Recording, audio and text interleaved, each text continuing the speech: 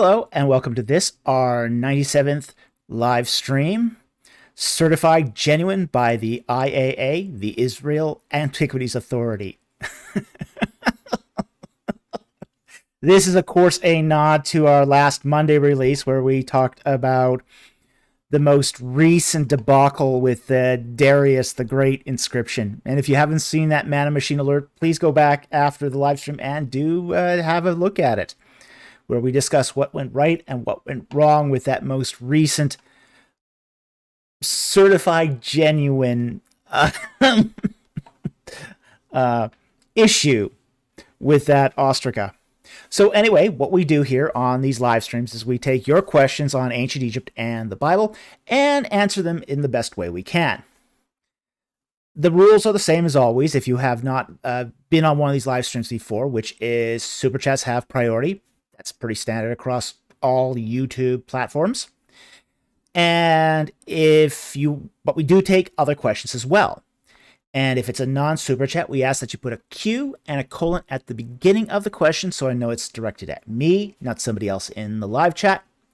We also ask that you only list the question once. If we find that you've listed it more than once, we will ignore it because it just adds too much clutter and confusion to the live chat. Also, if it happens to involve a Bible verse or a word in a foreign language, we ask that you give us a little context. So in the case of a Bible passage, we ask that you include the book, the chapter, and the verse. And if it has to deal with, say, a foreign language, let me know what language you think it's in and what you think the word means, just to give me a little bit of context so I can sort of figure this out, because we don't do any advanced prep for this. This is a live show. So anyway, we're going to get to the questions, and we are going to start off with, I think we're starting off with 5 non-super chats. And 6. We got 6 here listed. Okay. So we're going to start off with 6 non-super chats. And our first question of the night is from Darkblade. And he asks, how are cuneiform names traditionally transliterated into Hebrew? Does Ta'iru to Terah fit this pattern? And actually, it does fit this pattern, and for a couple of reasons, okay? Now, when you do read cuneiform, you'll notice that there's certain padding that's done to sort of extend it. So, in the case of Ta'iru, you would have a TE, because what you have in cuneiform is biliterals. Essentially biliterals. Each cuneiform symbol is represented by a different biliteral. Or sometimes there's logoforms and other forms of syllabation as well. But you would often find, like, for example, you'd see a TE followed by a glottal character and the I, and then probably another I added between that, and then ear, and then the ru. So there'd be many, many syllables that go into this, and then you just say this would be teru. Okay? So you would probably not pronounce that second ear that's in that sequence of cuneiform. Okay? So you just say teru. Now, in the case of Hebrew, Hebrew abhors a word or name ending in a vowel. While this works just fine in cuneiform, it doesn't work in Hebrew.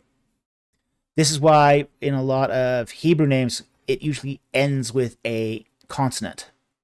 Because the way that, say,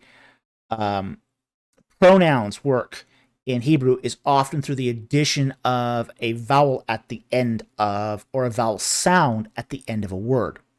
So Hebrew tends to abhor having a word end in a vowel. So teru would have to end with a consonant at the end for it to be properly transliterated into Hebrew. So in this case, they use a hate instead. So this is one of the reasons why, for example, in, say, Semitic languages like Hebrew, we can't always count on the final consonant being a part of the original source language that word might or name might have come from, just because Hebrew will add a consonant onto the end of a name to round it out, to make it acceptable within Hebrew.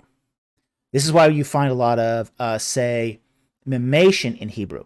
It's because they will add a meme onto the end of a word just to pad it out, to make sure it's acceptable within the language standards of Hebrew. So this is why, for example, in the case of Terah, we can't count on that hate being the original. So given that, and we look at that pattern of the Tate and the Resh, yeah, that fits just fine with Teru that we find in the Cuneiform. So anyway, I hope that answers your question. Thank you very much for the question, and very much appreciated. Okay, the next question here is also from Darkblade. Joshua 10:41 and 11:16 both identify Goshen as having been taken by Joshua.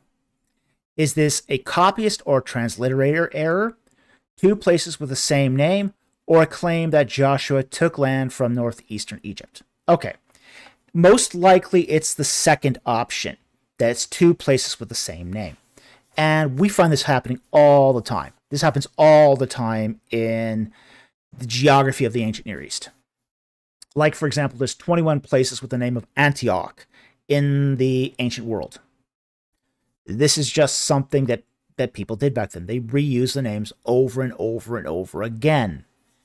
We have, for example, 3 Hermopylae in ancient Egypt. We have 2 Kadesh in southern Canaan, one on the border of Edom, the other in the northeastern Sinai. One that's so multiple names or multiple places having the same name is very, very common. It's exceptionally common. So when we look at, say, Joshua 10:41 and 11:16, what these verses are talking about is a city or a region in southern Canaan. And you look at the other, what goes with it. Like, let's pull up the Bible here and go to Joshua.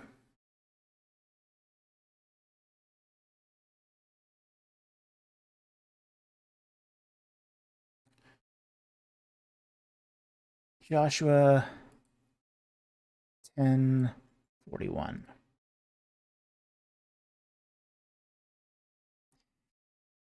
And Joshua struck them from Kadesh Barnea. Now we talked about Kadesh Barnea last week. That's the one in the northeast Sinai. Even as far as Gaza. Okay, that's on the coast.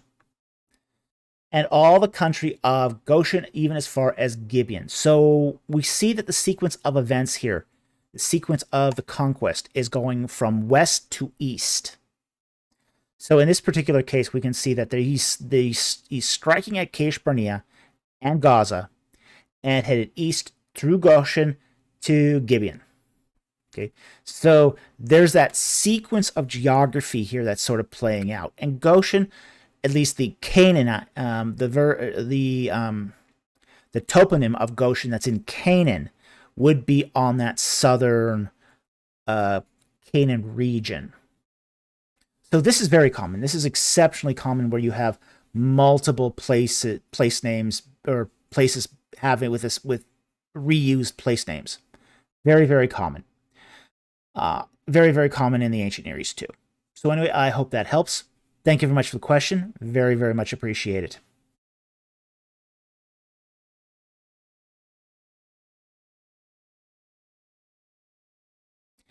The next question here comes from Cam Britt.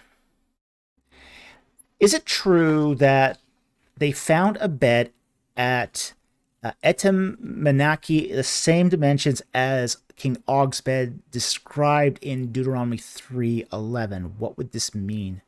Okay, I wasn't able to locate that as a physical discovery. But there is something called the Esagil tablet. And this tablet dates to 229 BC.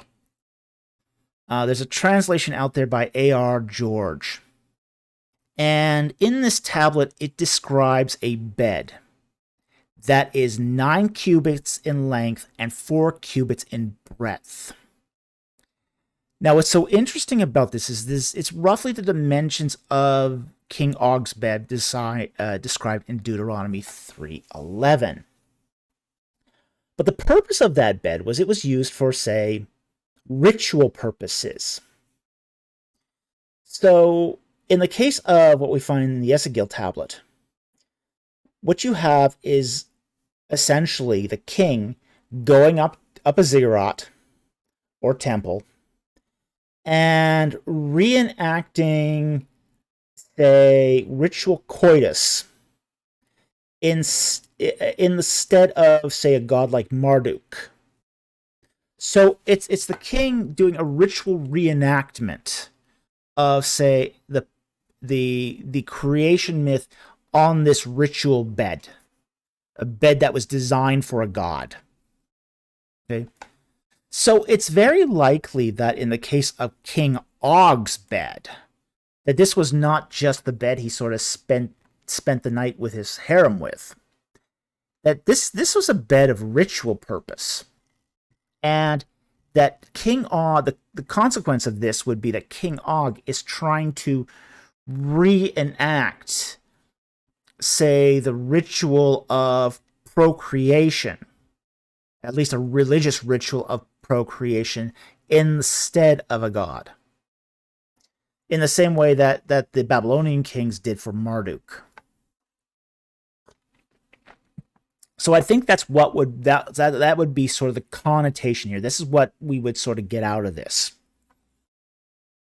That these are analogical acts. These are ritual acts that are meant to basically do what the gods of the ancient world did.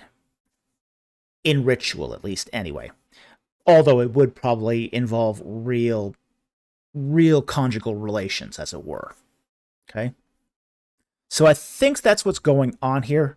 Again, I am not sure that of a bed that was found at Etemenanke, but at the same time, too, we have the dimensions of beds like this recorded in cuneiform tablets. So we do have that, and I think that's a pretty strong evidence that such beds, at least ritual beds for ritual religious purposes, existed. So anyway, I hope that helps. Thank you very much for the question. Very interesting questions. Very interesting question. But I think we've got some really good evidence that would sort of at least affirm the narrative of King Og's bed.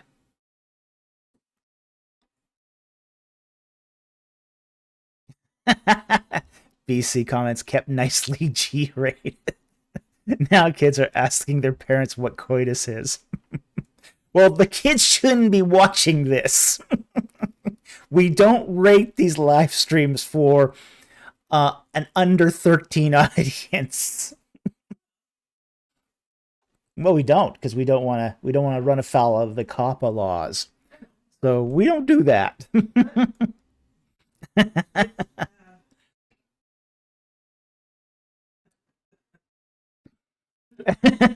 I'm reading the comments here. They're hysterical. Okay. Our next non-super chat here is from Bonbon, who asks, why did ancient Egyptians abandon chariot warfare, and what impact did it have on the way Egyptians fought wars and their military culture? A couple of reasons why they abandoned it. They didn't really abandon it willingly. And they actually continued to use chariots right up into the Roman era. So they never really abandoned chariot warfare. But other forms of warfare were added alongside of it. Like, for example, they did add, say, elephants to the mix. especially during the Ptolemaic period. During the Ptolemaic period, they, like for example, at the Temple of Kam-Ambu, they are basically training elephants near there for warfare purposes. And there's actually some indication that they were actually taken into battle alongside chariots. Essentially, the elephants were sort of archery towers. They would be you'd have archers on the top of them, and it'd be to give the archers more reach than they would have, say, on chariots alone. I think of a chariot as also a mobile archery platform, except you're using speed there instead of range. In the case of elephants, you could get an extra bit of range because you are higher up when you're firing off that arrow to begin with. So that's the reason why, say, the chariot was diminished in favor of, say, elephants. But that's very, very late in Egyptian history. But the chariot is never really abandoned. It's never really abandoned. Not really until the Islamic era. So that's sort of when the chariot has its sort of final gasp. They're still producing chariots into the Roman period because they're still having to patrol those roads. And the Roman chariot is not as good at that, at least in, say, the Sinai, as the Egyptian chariot. So the Romans are actually going to use Egyptian-made chariots when they patrol the Sinai after Egypt becomes a Roman province. So they're going to still be making chariots for a while. As I said, it won't be really until the Islamic period where it gets completely obsoleted. So anyway, I hope that answers that question. Thank you very much for that question. It's a very, very interesting question. But they don't abandon it entirely, as I say, until Islam. Likewise, too, they don't actually adopt it till fairly late. Really, they begin manufacturing chariots in Egypt around the Second Intermediate period. So it has a definite window. It has a definite window to that warfare. But it serves many purposes. There's their patrol vessels, their mobile archery platforms. They were fit for purpose. They were really fit for purpose. Okay, the next question here is also from Bon Bon. And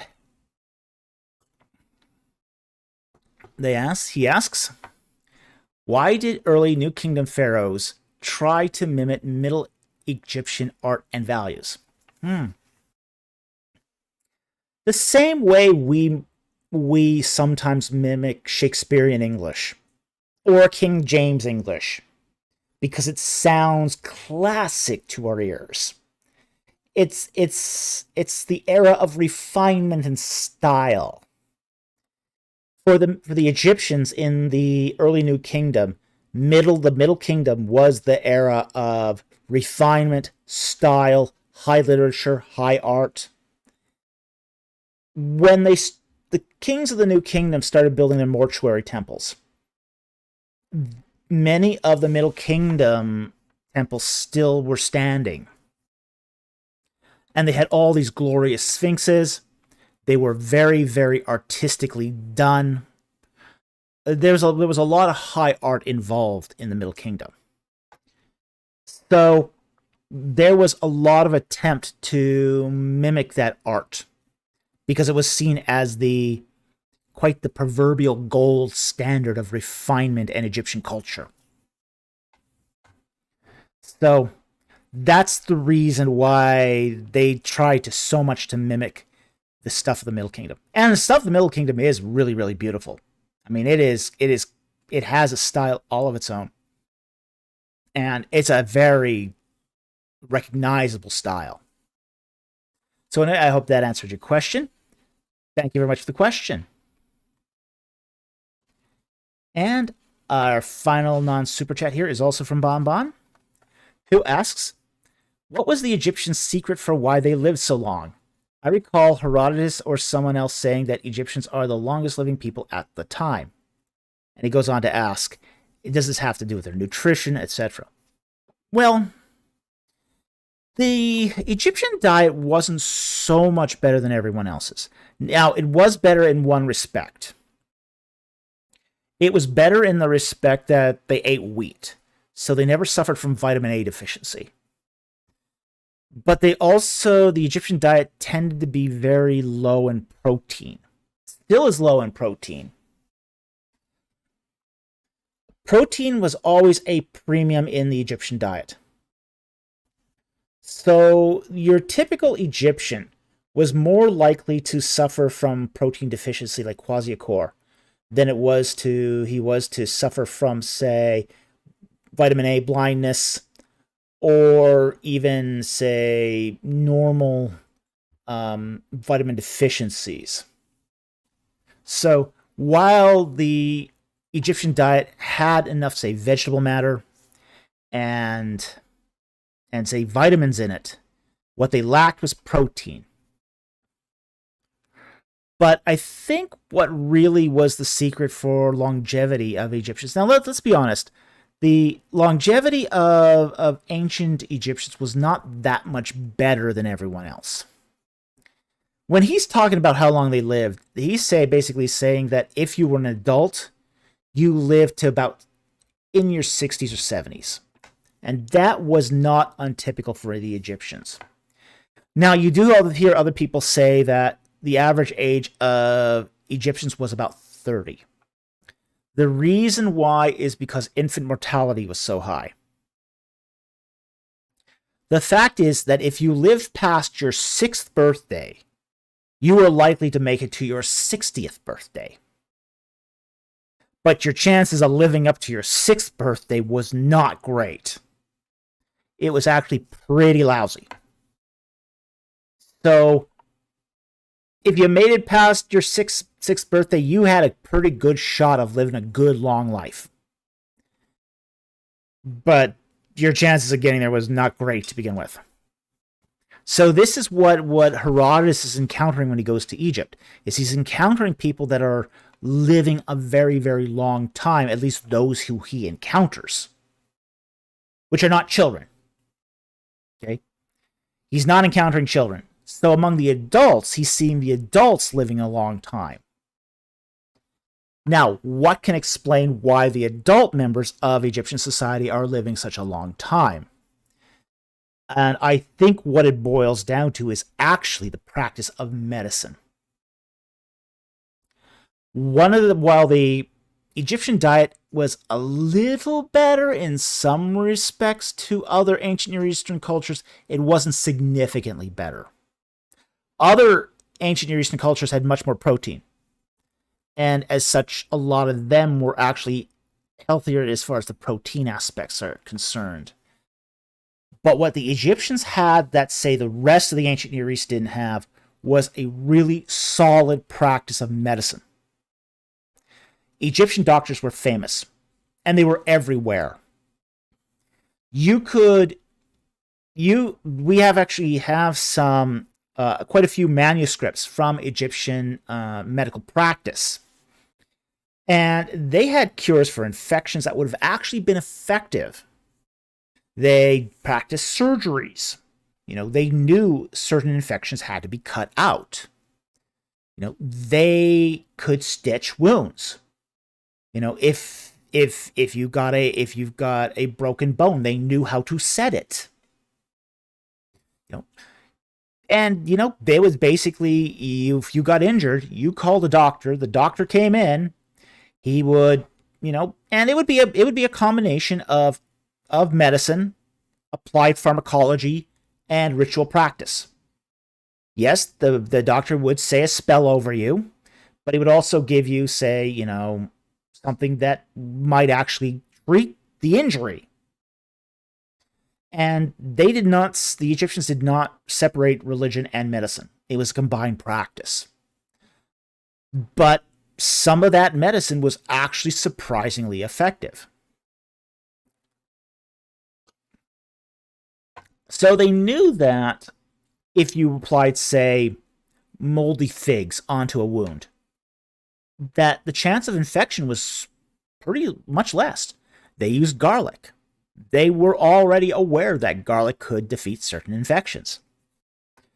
So, and this, I mean, they were using garlic-based antibiotics in the West up until the end of World War I.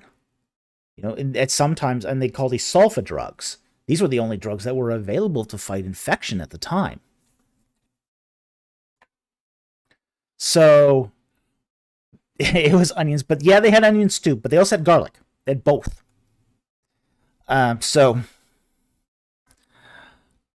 So they did have both garlic and onions, but yes, both of those do have properties and chemicals that do fight infection. So they were aware of this stuff.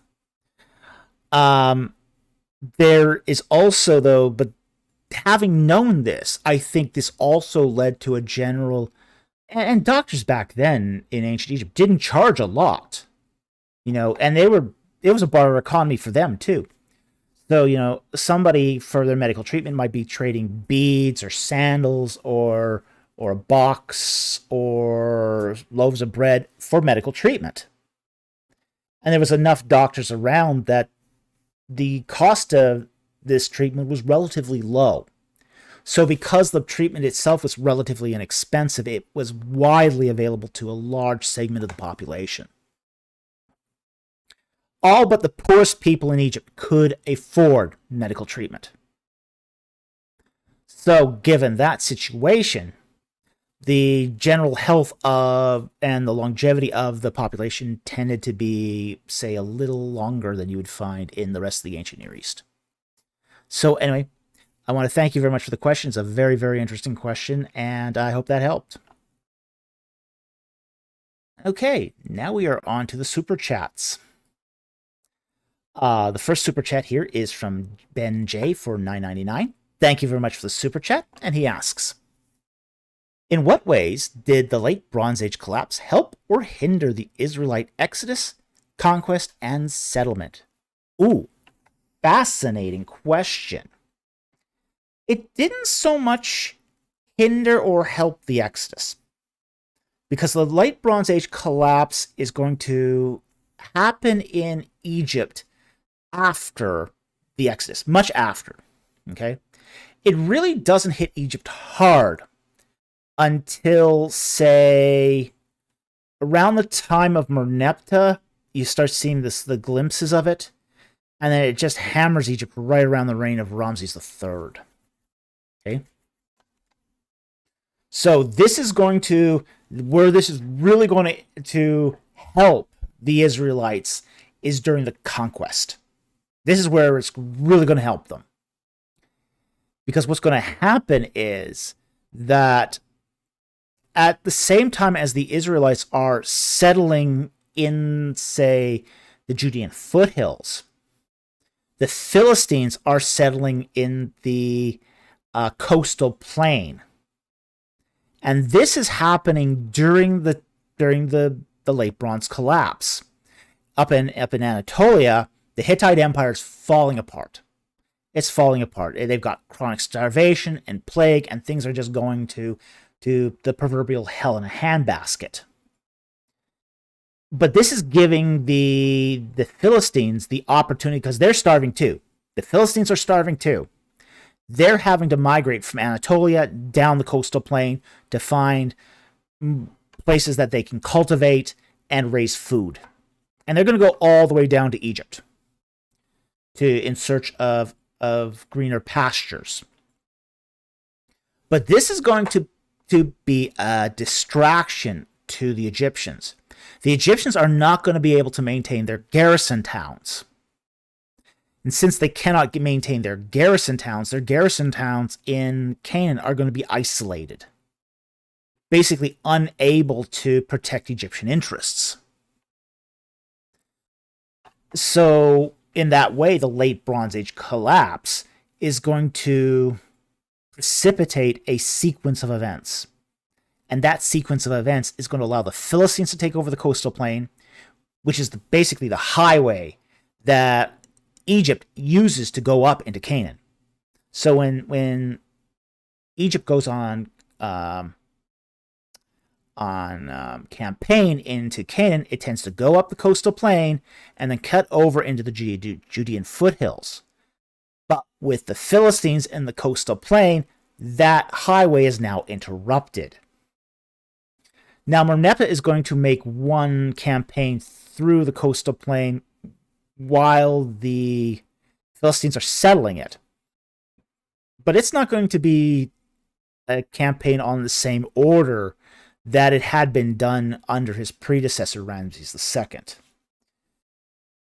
Merneptah is going to have a vastly diminished army at that point. He doesn't have enough chariots. He's really only going through Canaan to do a punitive action against Gezer. And the reason he's going after Gezer is because Gezer is attacking his garrison towns. So he's basically focused in on a very specific target. He's not doing a general campaign. Merneptah is doing something very focused and getting the job done and getting out. But what's going to happen as a result of all this is that the late Bronze Age collapse is going to shake Egypt's control over its hegemony. It won't be able to maintain its hegemonic control over Canaan. So what's going to happen is under Ramses III, Egypt is going to undergo a period of hyperinflation. The economy is going to collapse. He's going to get assassinated. And his successor, Ramses IV, is going to lose both all their hegemonic control holdings in both Canaan and in Nubia. And this is going to lead to further collapse of the Egyptian economy. And when the economics are like that, basically they can't maintain its hegemony, and this is going to basically render Canaan sort of free of Egyptian control. So when it's free under Egyptian control, that's when Israel can sort of establish itself. So without the late Bronze Age collapse, Israel would have not been free to sort of expand and take over the Judean foothills like it did. So anyway, I hope that answered your question. Thank you very much for the super chat. Very, very much appreciated. Okay. The next super chat is from Rorik for $9.99. Thank you very much for the super chat. And he asks, oftentimes when we see depictions of people writing in the ancient world, they are often shown as writing in their lap or using a tablet. Yes. Do we have any instances of people writing on desks? No, we actually don't. That's a really interesting question. We don't actually see people writing on desks. Part of the reason is because this was the scribal style of it. Now, in the case of writing in their laps, they would actually have a palette that they would place on their laps, and they would write cross-legged. This is how scribes wrote. They would write cross-legged, and they would put a solid piece of wood, a pallet, over their legs. Okay? And then you'd have the scroll, because the papyrus would come in a scroll. And you would essentially drape the papyrus over the pallet. This would give you a hard writing surface that you then take your brush, and they didn't use quills, they used brushes, and your writing palette, and you'd put the ink on your palette, your paint on your palette, and then you would write on the papyrus, and as it dried, you would roll it up and move the scroll. You would move it to the next page, and then you'd start a new page. So this was actually an incredibly practical way of doing this, because you could do this anywhere. And one of the things about being a scribe in ancient Egypt was you had to be mobile. You might be assigned with an army and have to go out onto an army, onto a battlefield. And you'd have to do your accounting on the battlefield. You'd have to record the number of hands that were chopped off to show the number of war dead. You might have to do an account of how much war booty was collected. So you had to be mobile as a scribe. So you couldn't just go, couldn't be confined to a desk. You had to go out to the granary to measure the grain. Well, you had to be able to do your writing there. We have to remember that what writing is it's a mnemonic device. It's a device used to record things, so you don't have to remember them. If they're doing, say, stuff on the fly, let's say they don't have the papyrus there, but they had a wax tablet. They used wax tablets too, and these were cool devices. This is your essentially your equivalent of your ancient equivalent of an iPad. Okay, you'd have this wood sort of frame that was filled in with wax, colored wax, and then you just take a stylus and you would write in the wax. And it was so cool because they actually recorded things this way, and then would go home if it was in the evening, they would then record it permanently on papyrus, and then use a candle and wipe the slate clean, and then you could reuse it again in the morning for your next job. So these were essentially mobile types of writing instruments. So they always had to be mobile because you just didn't know where the situation would take you that day. So we don't have any writing desks per se in ancient Egypt, but that's because of the style that they did and how they did the writing. So anyway, I hope that helped. Thank you very much for the super chat. Very much appreciated, and it is a fascinating topic. But that's the reason you don't find them writing on desks, because they were writing generally in the seated position. And actually, there's some really interesting reliefs of this too. We have a couple reliefs of a scribe. He's sitting on a pile of grain. He's sitting on top of a pile of grain, and he's doing his recording seated in that cross-legged position on top of the pile of grain. Pretty cool. It is actually pretty cool. Okay, so thank you very much for the super chat. I hope that answered the question. Our next super chat here comes from Algut Robertson for 50 Swedish kroner. Thank you very much for the super chat. And he asks a very, very hotly debated subject. Is it wrong for Christians to jail someone that has repented for his sin? Also, when do we know if we should use justice or love against someone? Okay. Well, justice and love are not mutually exclusive. Okay? There's a time for justice, there's a time for law, and there's a time for grace. Okay? That takes discernment to figure out when is the wish. When do you do which? You know, grace is, hey, you deserve justice, but you're going to get unmerited favor instead. You know, and there is a time to show grace. There's also a time to show justice. I mean, the obvious time is, when someone has done something illegal or wrong, and then they're not repentant. They're not repentant. Okay? That's the time to show justice and time to show law. As far as jail goes, now you're talking the criminal justice system. The criminal justice system does have to represent more than just Christians. And that's another matter in this. It's not just Christians that have a stake in the execution of justice. There are other stakeholders too, including society at large.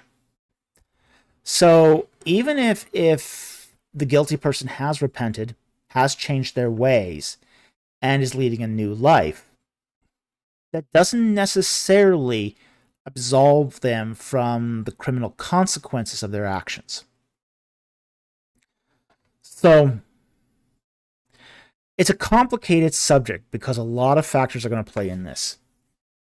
If it's a private matter, if it's a, like, for example, there was a pastor that I heard who had a very serious gambling addiction.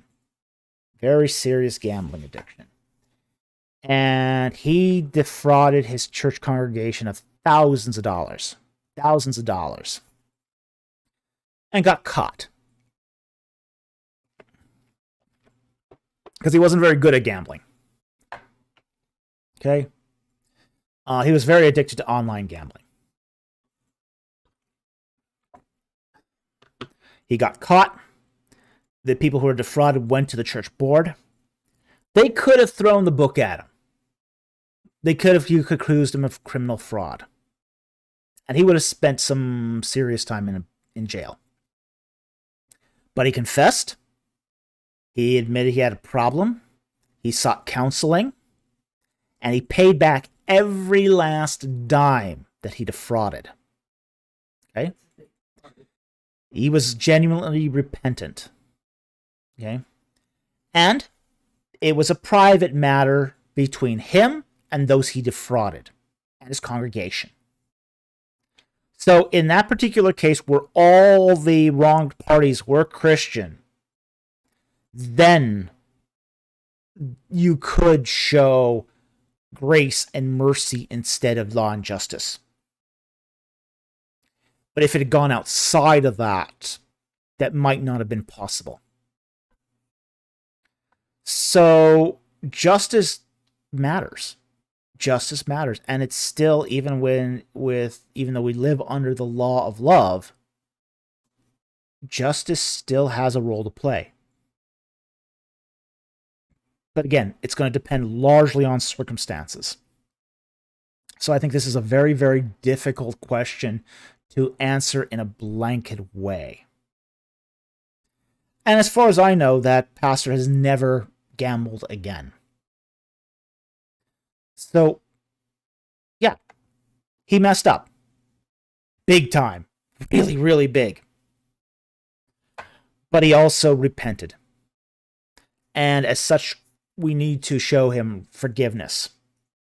Forgiveness, mercy, grace, and he has genuinely repented and performed restitution. So as I said, under those particular circumstances, yeah, absolutely we can. There's a place where love can be exercised, and so can grace. Okay?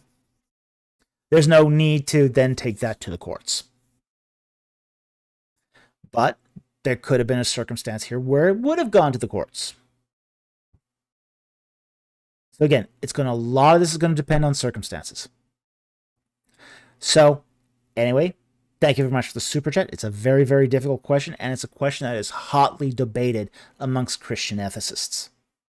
So I don't want to minimize it in any way, but again, circumstances are really going to matter here. Thank you very much for the super chat. Very, very much appreciate it. Algot Robertson again for 20 Swedish kroners. Thank you very much for the super chat. Does God love Swedish folk more than Danish folk? Ooh. Ooh. Ooh. Okay. Well, that question is hotly debated in this household.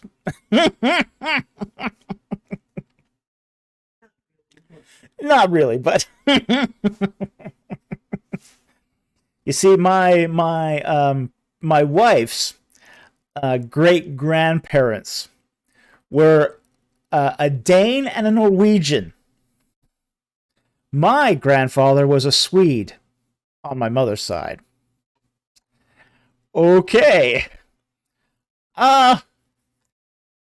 She thinks Danish folk are loved more by God. I think the Swedes.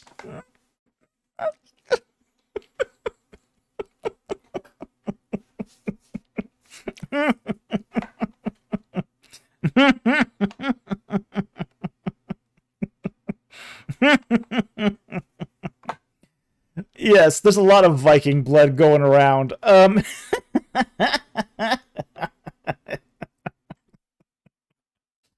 have a little bit of both. Yeah, we've got quite a bit of other as well, so, you know. None of us are pure blood Viking here, so.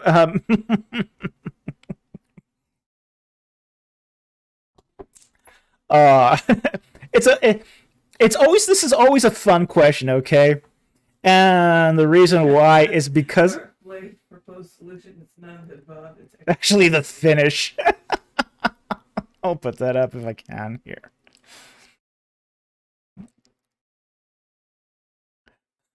Well, Vikings did get around and share their DNA genetically and unhealthy.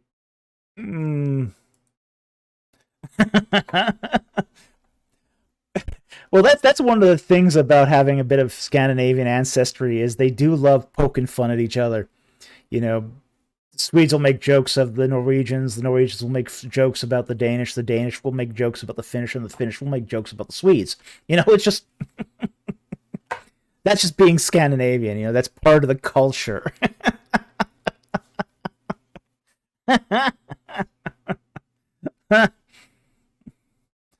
Yeah, so anyway, I want to thank you very much for that super chat. It was a fun super chat. Okay, let's go to the next one here. Albert Robertson again for 20 Swedish kroners. What is your opinion on the Dune books? I love them. A huge fan of Dune. I can't get enough of Dune stuff. I even like the Kevin J. Anderson books. I think the prequel books were very good too. So I've liked all the Frank Herbert books. Now I don't like all Frank Herbert books, but his Dune saga was excellent. There's some of Herbert's books that were hard to read, to be honest, but definitely the Dune saga. All the books were very well done. They were excellent books, but they did have sort of a flow of consciousness to them that if you didn't quite get into it could be very difficult to read. But if you got into that flow of consciousness that Frank Herbert was trying to do when he wrote those books, it was one heck of a great ride. I really enjoyed the books, and I've read them repeatedly. So for me, it is probably my favorite series. I even like it more than Lord of the Rings. So for me, and I know Tolkien hated the Dune saga, absolutely hated it. But I loved it. I absolutely love it. And I like all the movies too. I mean, each movie brings its own particular interpretation, but that's part of it as well. Is that Herbert left a lot of ambiguity and a lot of stuff open to interpretation, so that you could interpret things multiple ways. And because of that, I think it's just an excellent. It's, in my opinion, it's probably the best science fiction series of all time. So, Melissa, more than Lord of the Rings, heresy.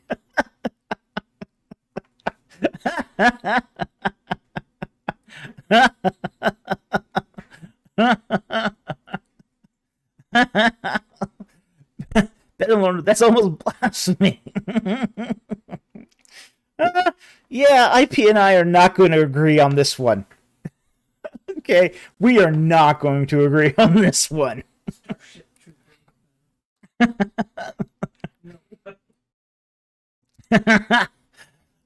501 Mobius, Starship Troopers was better. Well, Not the book. I have actually read Starship Troopers, the Robert Heinlein book, and it was okay. Um, it I think the movie was actually better than the book for Starship Troopers. And a lot of the reasons I thought the movie was better was because of the more or less the whole sort of parody of propaganda. That parody of propaganda was just much better. Was so well done in the movie.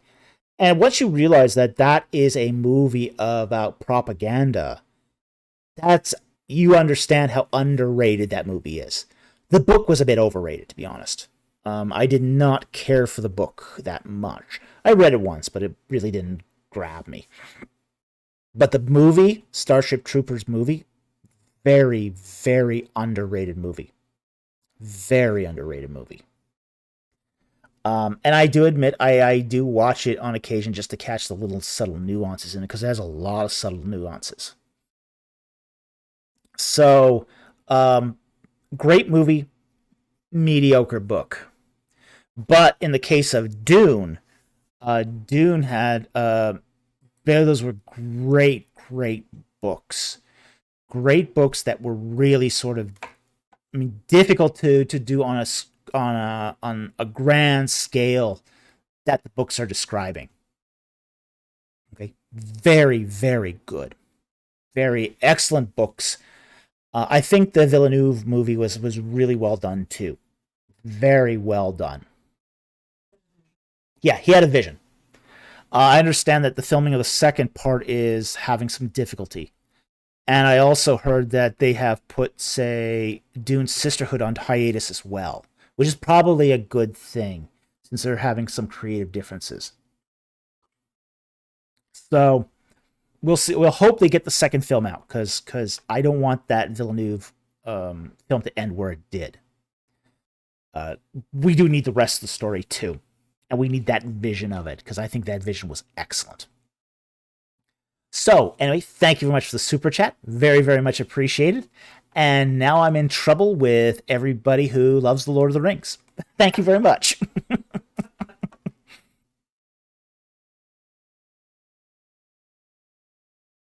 Okay, and this next super chat here is from Addison Weir for $4.99. Thank you very much for the super chat. And he says, everyone here should read Matt Lynch's new book, Flood and Fury. When it comes to OT violence, and to a lesser extent, it is a godsend. I have not read the book, so I can't comment on it, and I don't know Matt Lynch's views. So I'm going to have to plead ignorance here, but it's a very, very interesting recommendation, and I'll look for it. So anyway, thank you very much for the super chat. Very, very much appreciate it. Okay, Addison Weir for $4.99 again. Thank you very much for the super chat. Since Sunday school level theology is so bad, how do we teach the Bible in a way that won't go over their heads? Excellent, excellent question. That is a great question. How do we do this?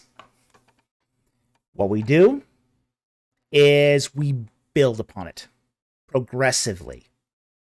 We don't use these terrible things that lead to bad first impressions. We start off by telling simple stories. Simple stories. We don't get anything incorrect. We don't overstate the stories. We don't understate the stories. You don't dumb it down. You don't dumb it down. Okay. Now, one of the things we have to understand about children is they're actually very bright. They understand a lot more than we give them credit for. We have to understand, for example, that by the time that Queen Elizabeth I was 10, she understood 6 languages and could read Latin. And Latin is not an easy kid's read. We have to understand in the Middle Ages, children were going to university at age 8. Of course, that was the minimum. And they were studying the the trivium and the quadrivium. They were being taught philosophy and theology and mathematics and astrology. Very, very complicated subjects. We are dumbing things down for children. Yeah, we're doing theology by cucumber and tomato. That's not the way to do this. What we need to do is we still need to tell the stories, because people remember stories. Our brains are wired for pattern recognition, which is why we do remember things when they're told as a story. But what we do is we start off with simple but factually correct stories and progress to increasingly more complicated storytelling as the children get older and older and older, until ultimately you are giving them facts, proper teaching. Okay? We have to stop treating them as stupid. Children aren't stupid. Okay? And I can get on my soapbox on this, and I can just go on forever and ever on this, because, the studies are all there. You can teach really, really complicated things to children. You just have to explain it in a way that children understand it.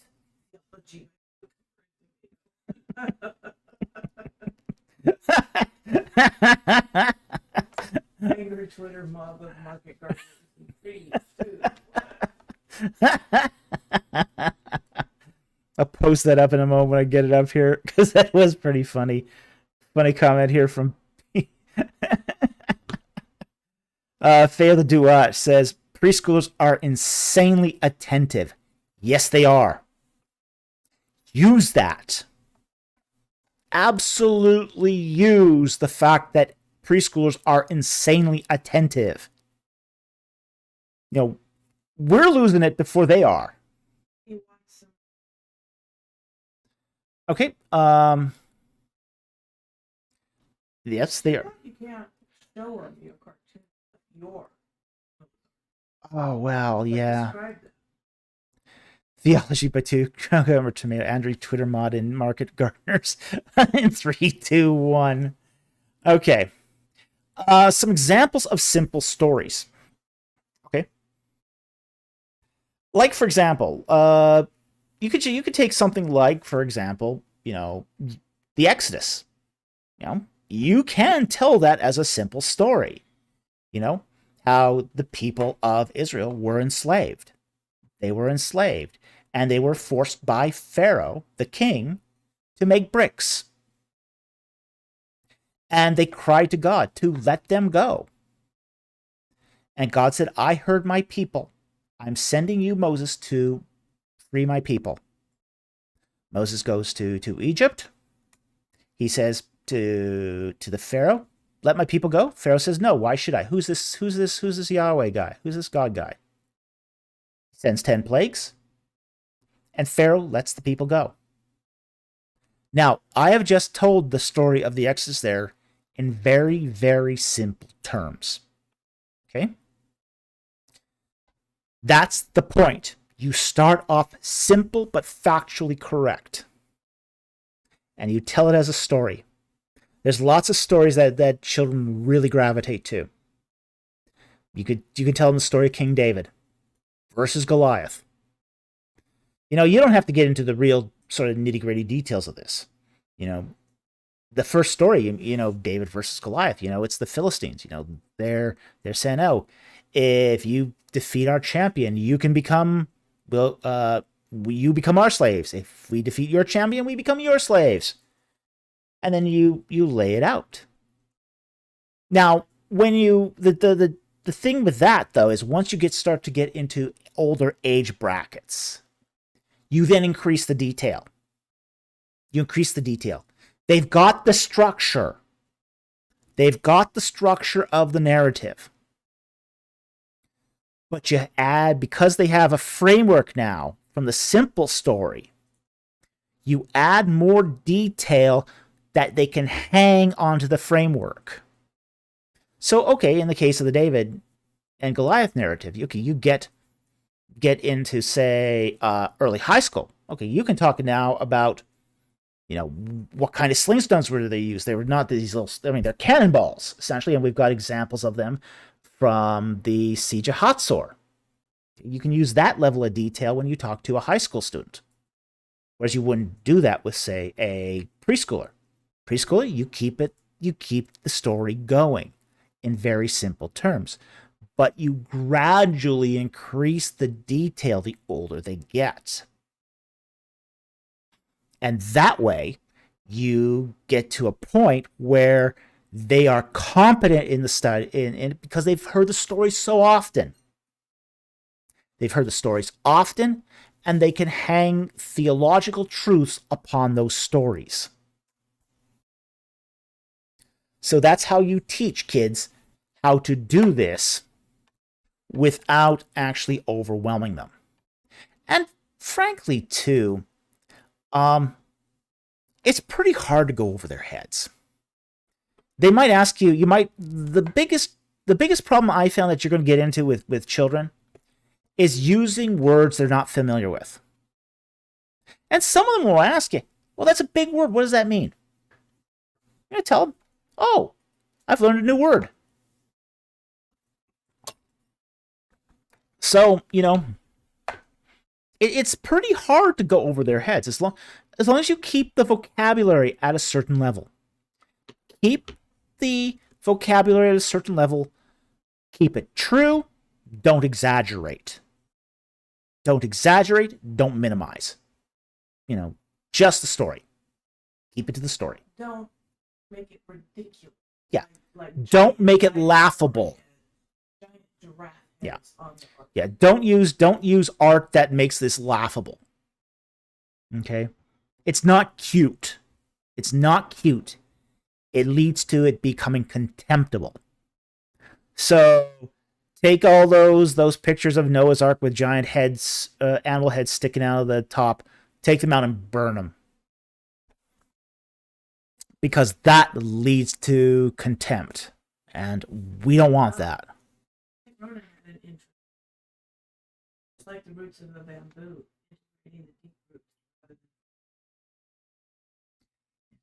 Yeah, that's actually a very, very good way of putting it. And St. Ronan says, just like the roots of a bamboo, integrating the deep roots rather than focusing on surface length. Exactly. You want to grow those roots.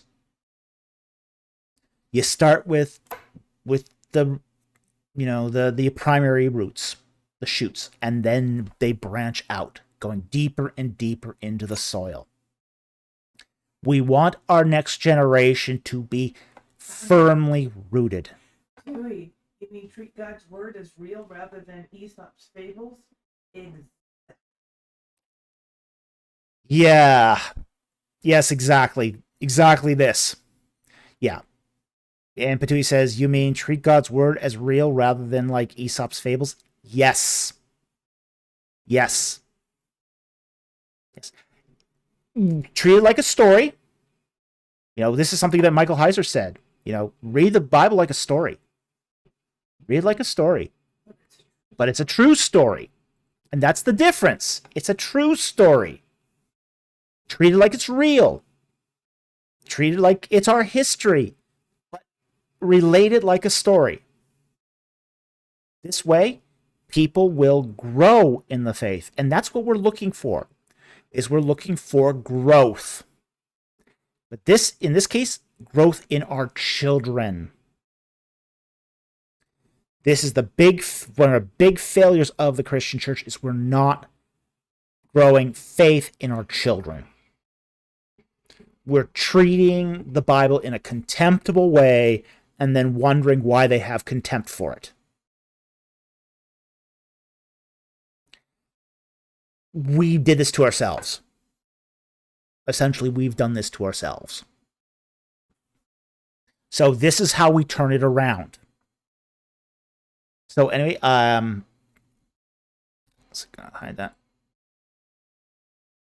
So anyway, I hope that answered your question. Thank you very much for the super chat. It's a very serious topic, and I think one that needs a lot more attention than it's getting.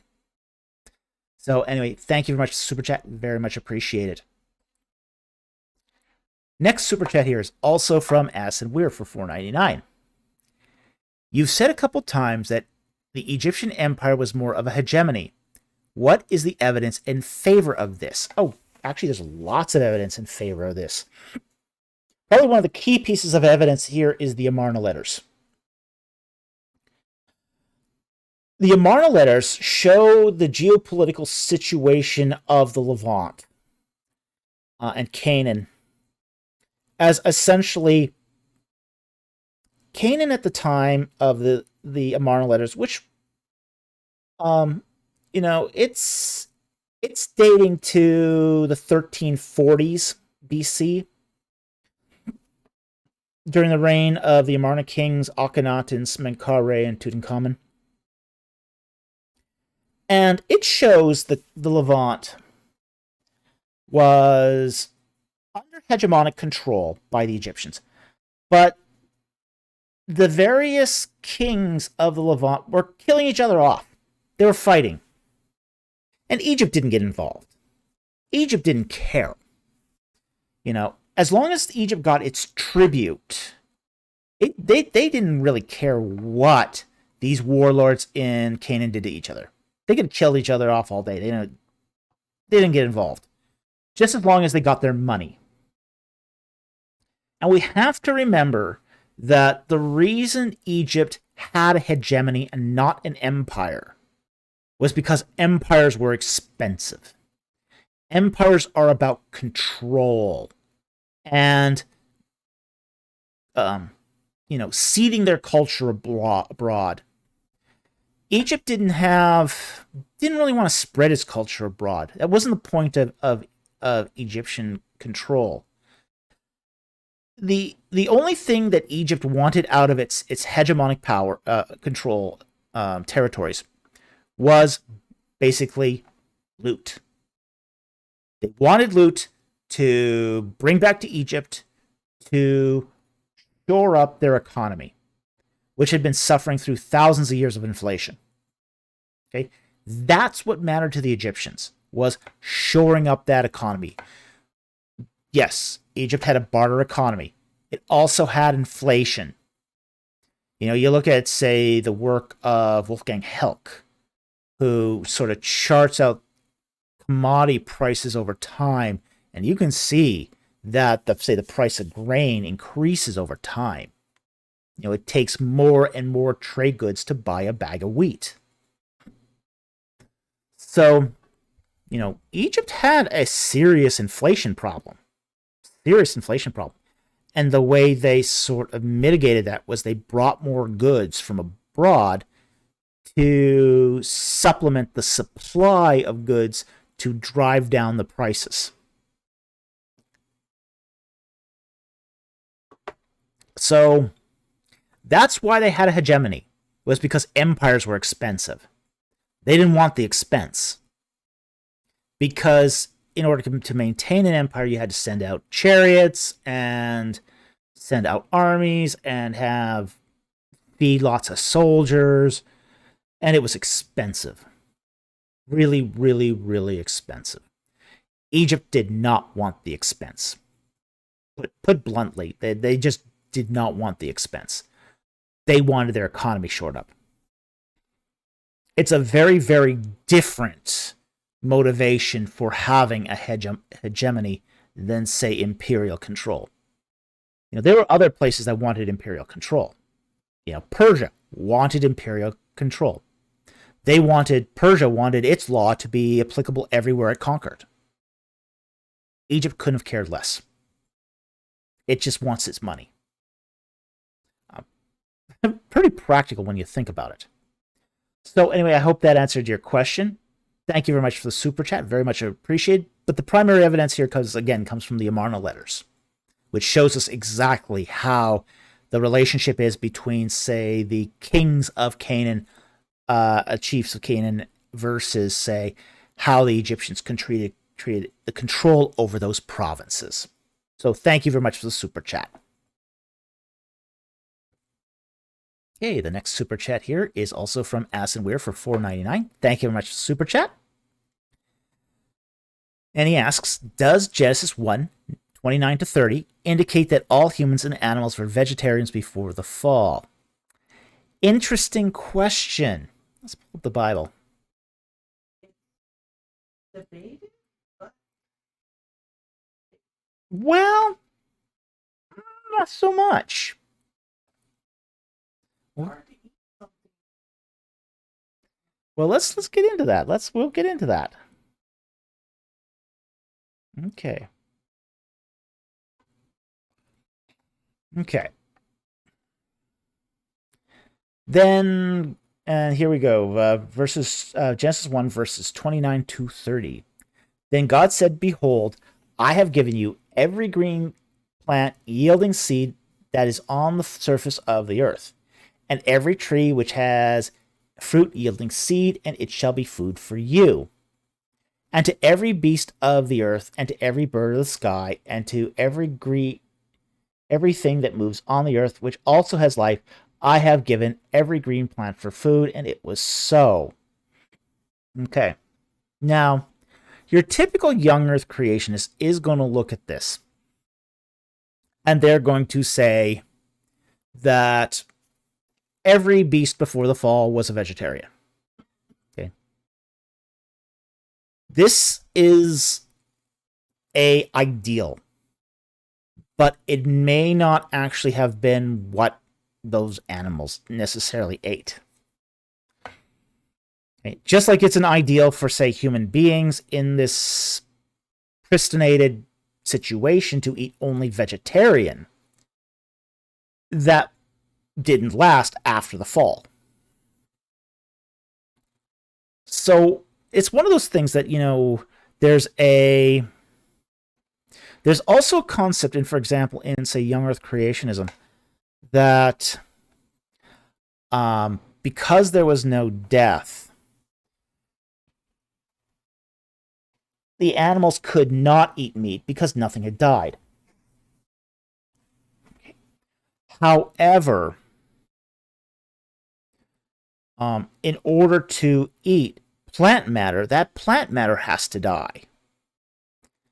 Well, okay, now you're going to get into an issue here is, well, is there a difference here between death with that has a spirit and death of things that don't have a spirit? Death is still death. The cells do die. So that's the counterpoint to that. Now, I don't take a specific view on this. I think there is a case that can be made on both sides of this. I think that there is an idealization here that, say, within, say, the framework of, say, the Garden of Eden, of, say, the temple of God, which Genesis 1 represents, that you wouldn't want death within that temple. So in that respect, the eating of meat might be verboten in that particular case, and therefore any animals within the temple precinct would not be eating meat. Okay.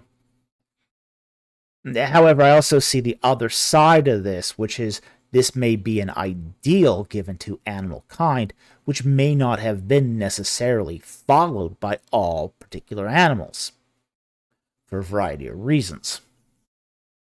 Okay. So I think it's very, very hard to say hard and fast that all animals and humans were vegetarians before the fall. Possible. According to a certain reading, this is possible. But it's also not necessarily so either. And I think that's sort of the tension we have here, is we still don't have enough information of what life was like before the fall to understand the conditions before the fall. So knowing that, we have to sort of be a little circumspect about this. So, could it be either? Yes. Yes, it could be either. It could be, yeah. In this particular case, maybe. Maybe they were vegetarians. On the other hand, Maybe it's an idealization that wasn't strictly applied. We don't know for sure.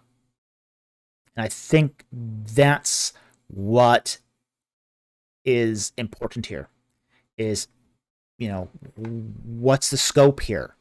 What's the scope of the narrative? Is the scope within, say, the earth itself, or is it within the garden? Things are going to differ here depending on scope, depending on potential intent of the passage. How does this play out within the temple precinct?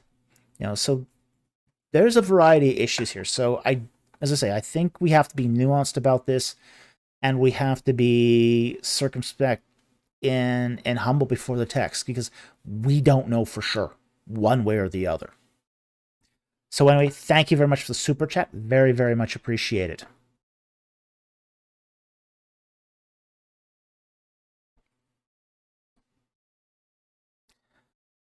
All right. Next one here is Addison Weir for $1.99. Thank you very much for the super chat. Average height of an ancient Israelite. Ooh.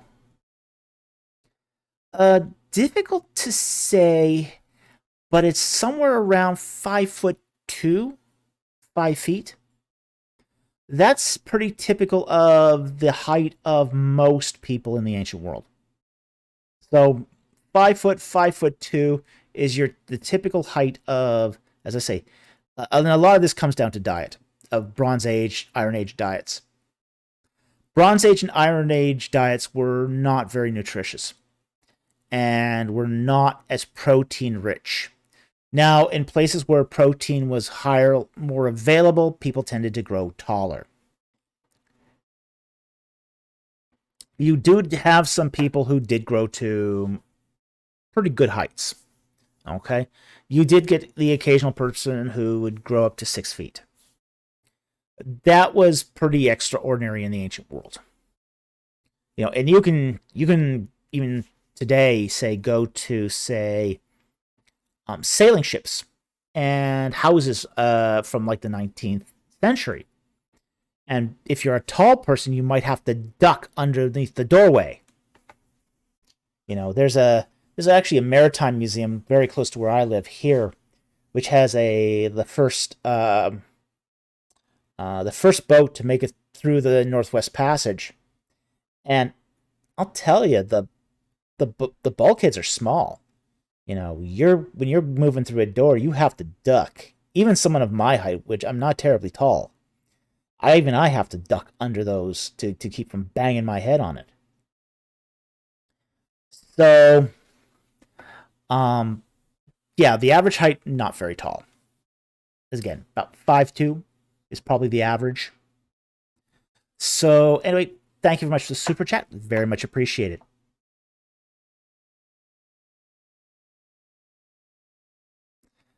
Addison Weir for $1.99. How tall were biblical giants? Ooh. Oh, that's a good question. There is, let's see here. Yeah, in 1 Samuel 17:4, it places the height of Goliath at 6 cubits. Okay. Now, a cubit is 18 inches, so 1.5 feet. So, you can do the math there to figure out that you're talking about roughly 9 feet at 6 cubits. Okay. Now, there's another, I think the Septuagint places that at 4 cubits. And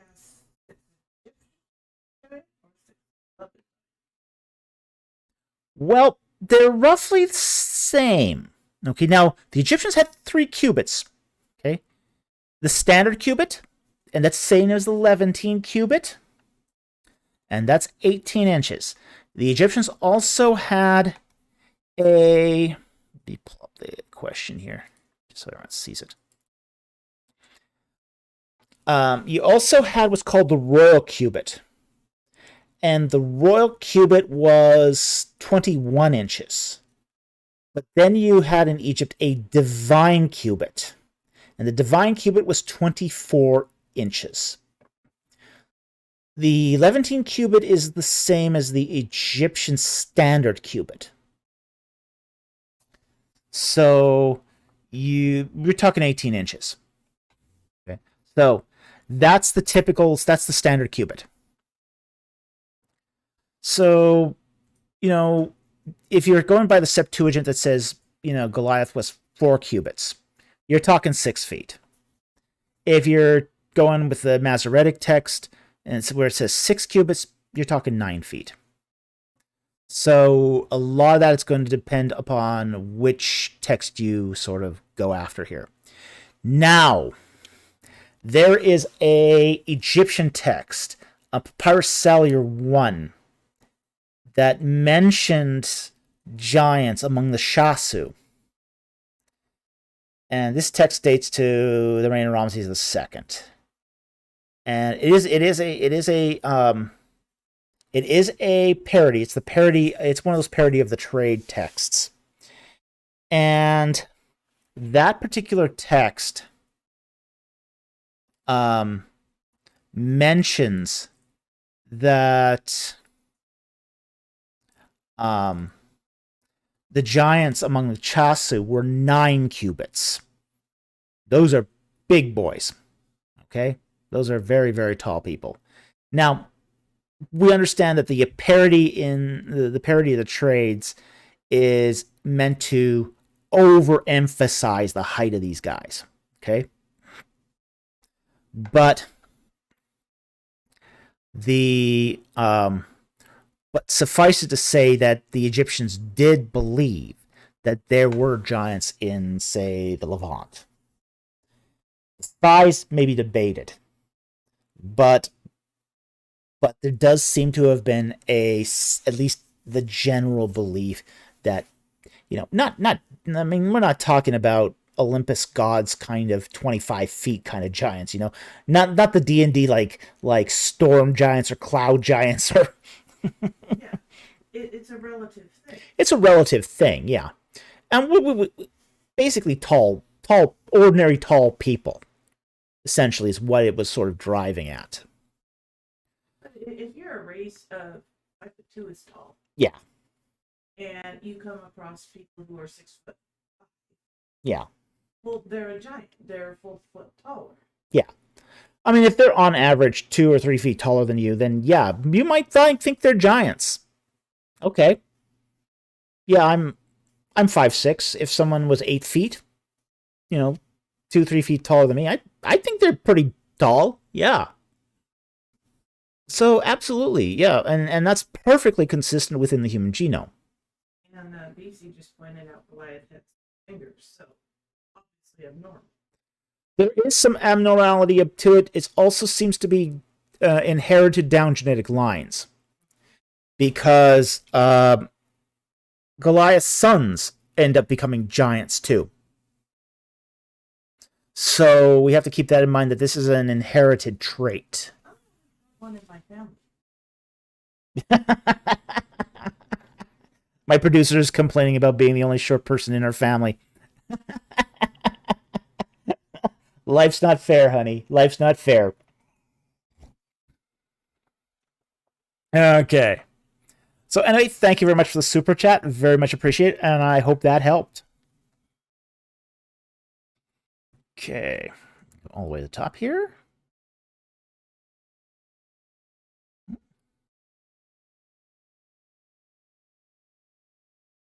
Okie dokie.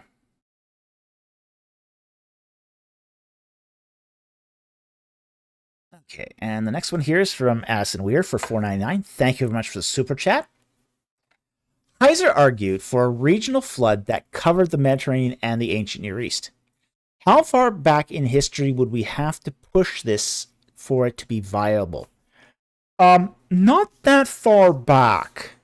The idea of the Mediterranean's regional flood, sometimes called the Black Sea flood, only goes back to like 10,000 10,000 years ago, roughly about 8,000 BC. Now, there have been underwater surveys of the Black Sea that have found villages like well underwater. And a lot of this idea of, say, the regional Mediterranean flood is this idea that there was a sudden increase in flooding in certain regions that wiped out coastal cities. But you wouldn't have to go back all that far for that. If you were to, say, more take a global flood, you'd probably have to go back a lot farther than that. You might have to go back, say, 30, 40, 50,000 years. So a lot of this is going to depend upon how far back you go, whether or not you want to sort of hold to a regional flood or a global flood. So it's really going to depend ultimately. But for a regional flood, not that far. There was a regional flood, as I said, about 10,000 years ago. So anyway, thank you very much for the super chat. Very, very much appreciated. Asin Weir for $4.99. Thank you very much for the super chat. Any good books on reading Isaiah 53 in its ancient Near Eastern context? Something not too technical or dry. Oh. Off the top of my head, I can't think of any, but then again, I don't do a lot of reading on the book of Isaiah. So it's not a subject I would know the secondary literature of all that well. So I can't think of anything off the top of my head, but there should be something out there. But again, this is not something I do a lot of secondary reading on. So I don't have anything here I can recommend immediately. So, sorry I can't be of better help here, but that's just, unfortunately, sometimes that's how it comes out. There are several commentaries, though. You could always go to the commentaries on this. That would probably be the best approach. But that's, like, for example, if you go to the Nikot commentary, that would give you probably be a good first start. The Hermeneia commentary would also be a good source too. So, but that's about all I can sort of recommend here. So anyway, sorry I couldn't be more help. Thank you very much for the super chat. I really appreciate it. Okay, I just need to grab more water here, so I'm just gonna pause here and be right back.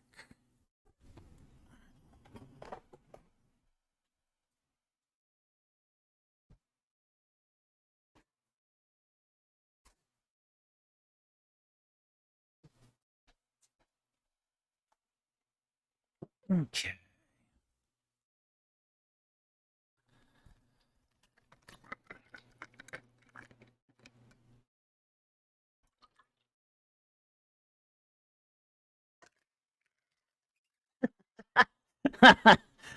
BC, he says water, but he means gin. I don't drink gin.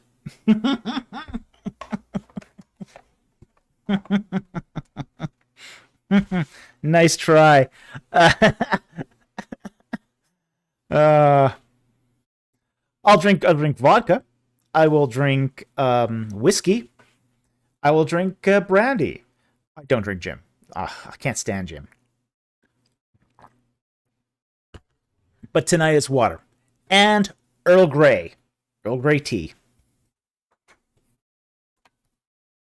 Okay, so let's go to the next super chat here.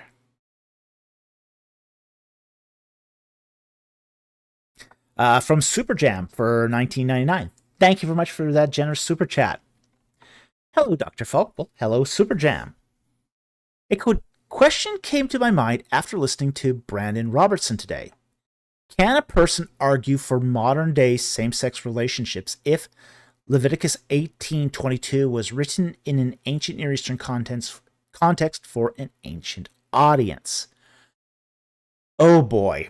Now this is a question I'll say that could get me in trouble with YouTube community standards. So we're going to try to handle this one with kid gloves, because I do not want to get in trouble with the YouTube overlords. Okay? However, there's an issue here with saying that it was only written for. You would have to, if in order for this argument to work, you would have to say that Leviticus 18:22 was only written for an ancient Near Eastern context, for an ancient audience. The problem here is going to be Romans chapter 1. Okay? Romans chapter 1 is going to be a big problem here. The fact is that, and it's not going to be the only problem. There's going to be other passages too in the New Testament that are also going to be an issue.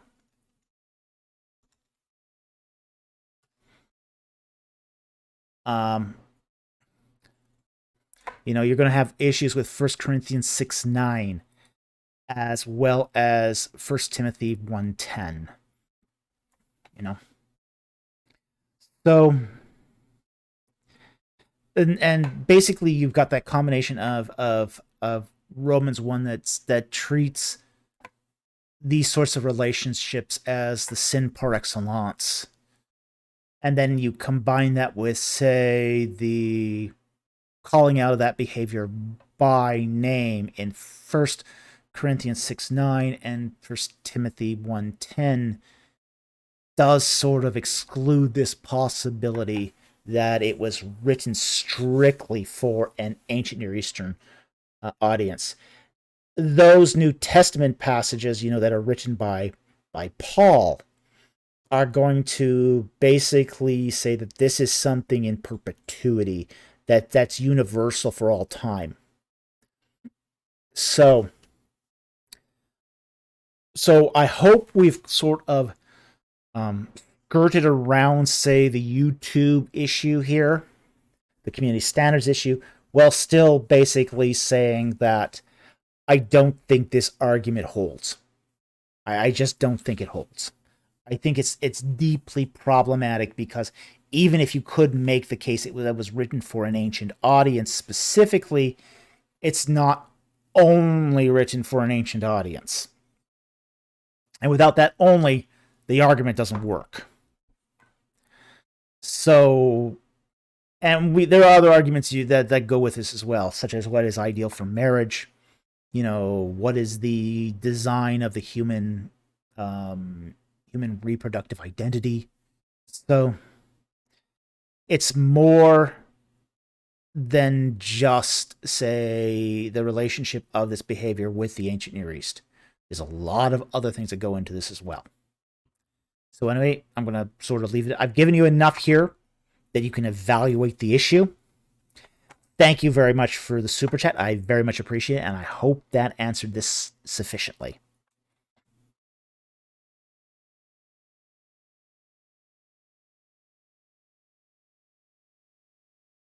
Okay, next super chat is from Polycarp Salavarieta for $4.99. Thank you very much for the super chat. Can you go into the depth of meanings of Isaiah 9:6 and the titles given to Jesus, like Everlasting Father, Mighty God, Prince of Peace? Okay, interesting question. There's not too much to go into here, but there are a few things that I think are worthwhile to go into.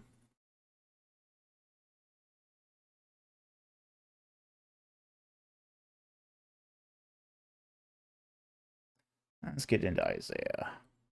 Isaiah 9. And now the actual text here will depend largely on whether you're reading it out of the Hebrew or out of the English Bibles.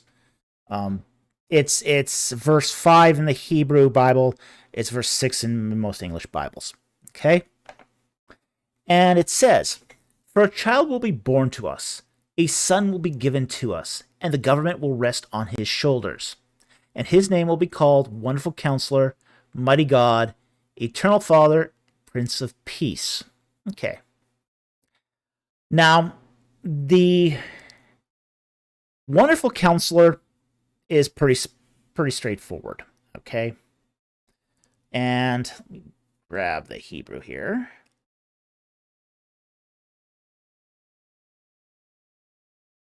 There's the Hebrew. Oops, no, that's not the Hebrew. There it is. Okay.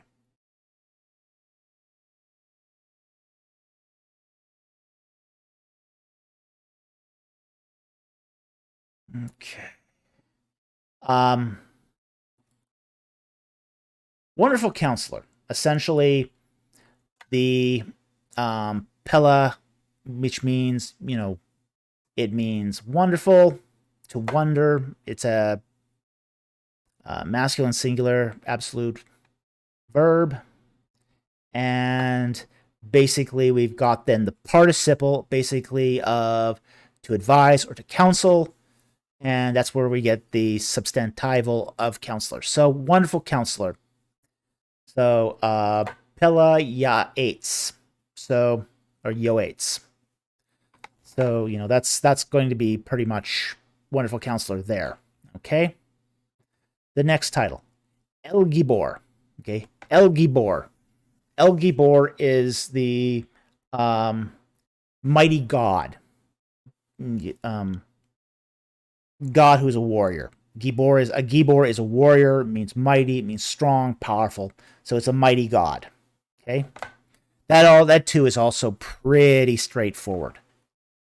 Now, I think the next one is probably the most interesting one in the sequence here, which is Aviod. Aviod. Now, this is translated in various ways. Okay. It's often translated as the everlasting Father. Okay. But that's not quite what it says. The Father here is in construct relationship. So it really means Father of eternity. Okay. That's really different. That's a really different. So, one of the problems that we've had with say, Isaiah 9:6 is people will often see everlasting Father and go, this is talking about Jesus. How can he be the Father? You've got the Father and you've got the Son, but the Son's not the Father. Well, it's not saying that he's the everlasting Father. It's saying he's the Father of eternity. Very different. Very few English translations will translate it this way. Very few English translations. And much of the reason it won't translate it this way is because of tradition. Tradition!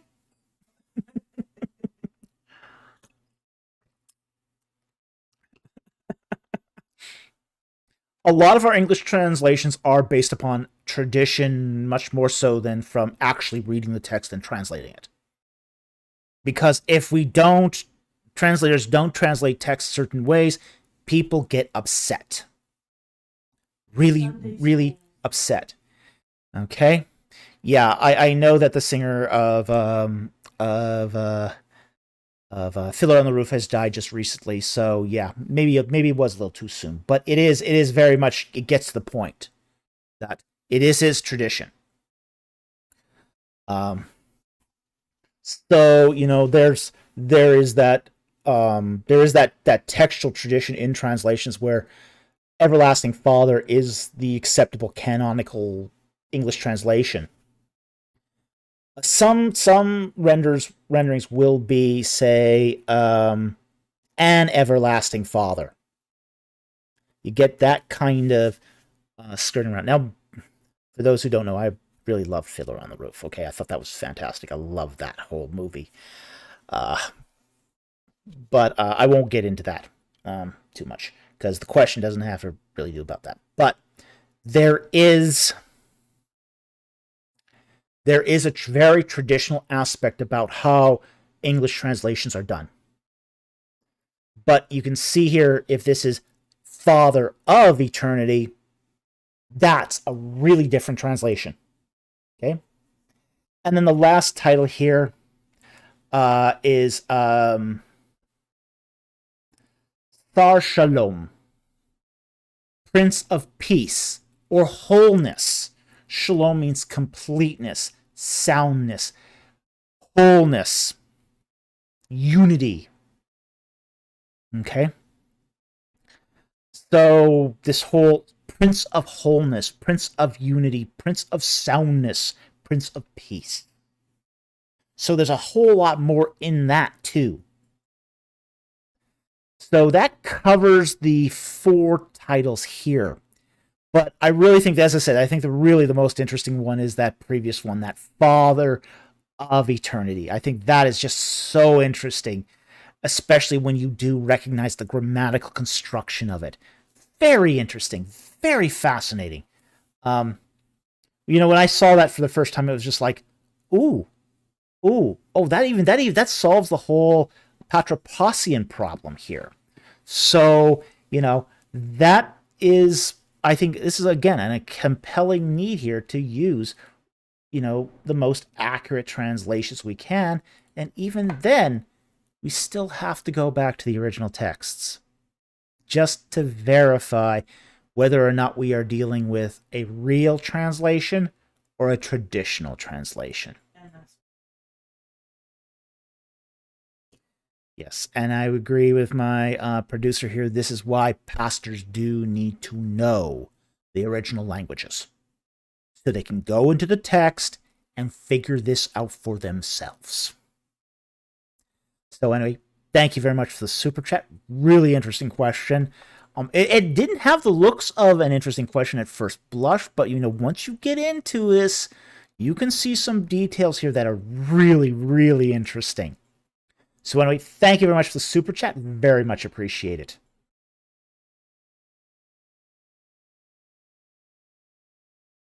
Okay, the next one here is from Addison Weir for $4.99. Thank you very much for the super chat. And he asks, what's the extra biblical evidence for the Canaanites being evil around the time of the conquest? We don't have too much, to be honest. But, we don't actually have any evidence of Tophets.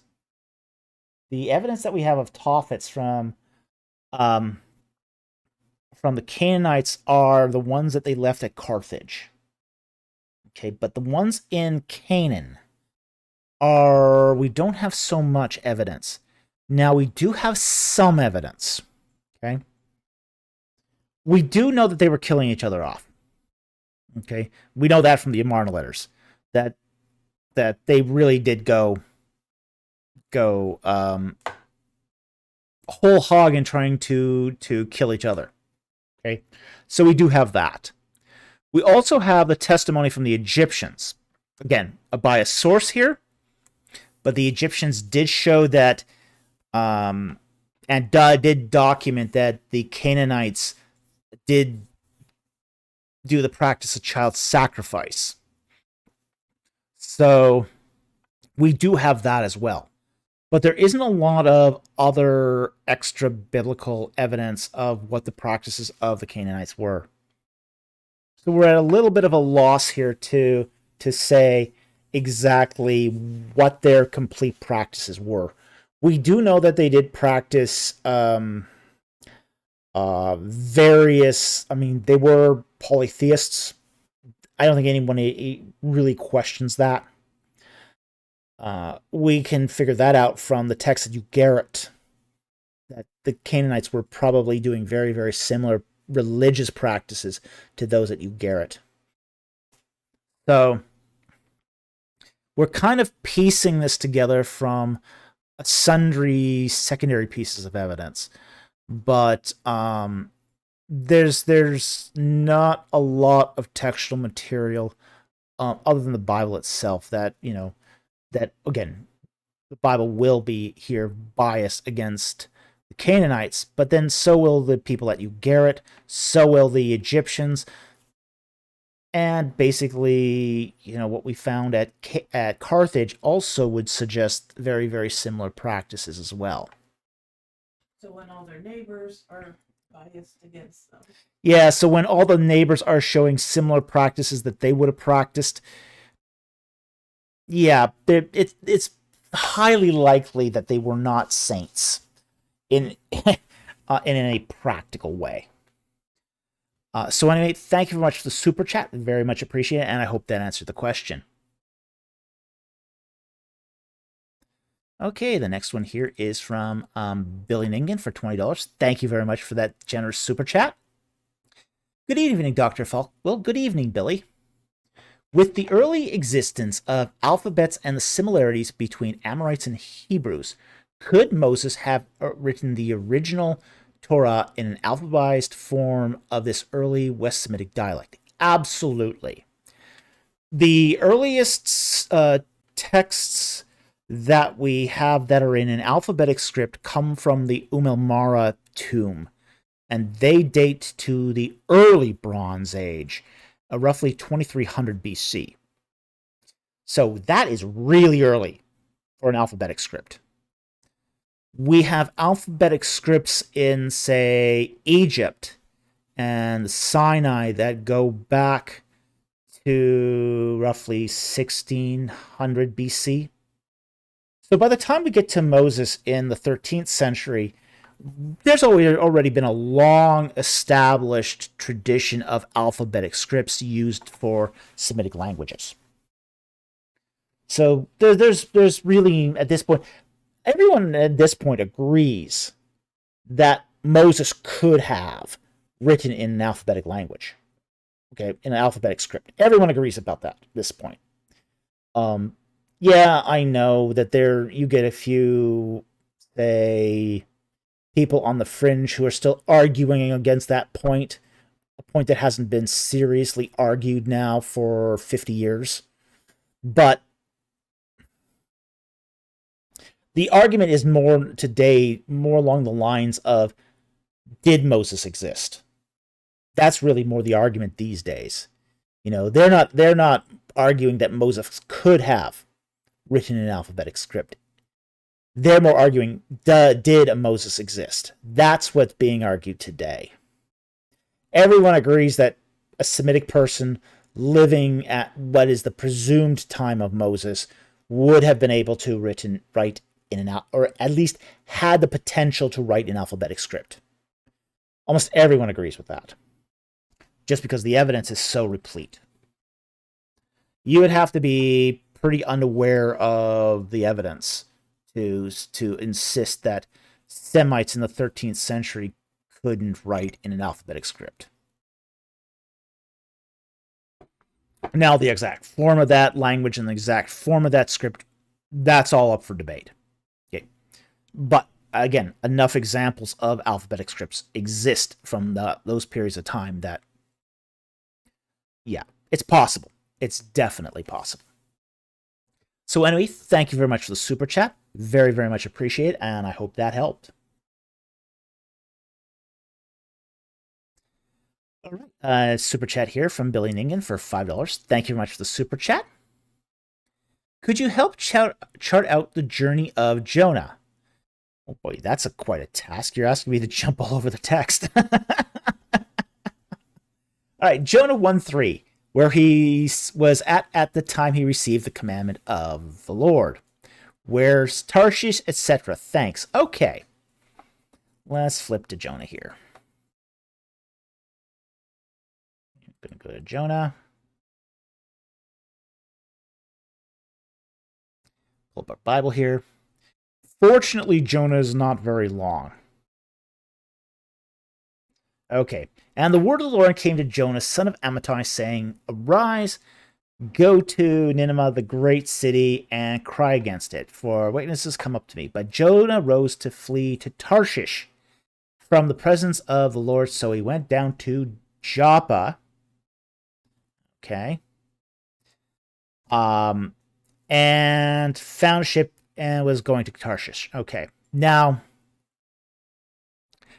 how do we have to understand that the way we We know that Jonah was a prophet. He was, let me see, I think he was in the northern kingdom. Just let me do a double check here.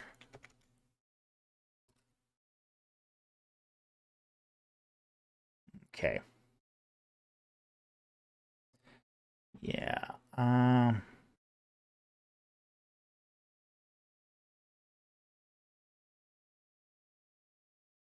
Yeah, Jeroboam, during the time of Jeroboam. Okay, so Jonah he's living in the northern kingdom of Israel. Okay. So that's where he's living at the time. He's living in the northern kingdom of Israel. He gets the word of the Lord, and he basically takes off to the port of Joppa, okay, on the coast. Okay. Now he is taking a boat to Tarshish, and Tarshish is on the west coast of Spain. It's on the Atlantic coast of Spain. Now, there was trade in the Mediterranean that encircled the entire Mediterranean. The way ships typically traveled in the Mediterranean was they would travel the Mediterranean in a clockwise pattern. So he would basically get on a ship for Tarshish at Joppa.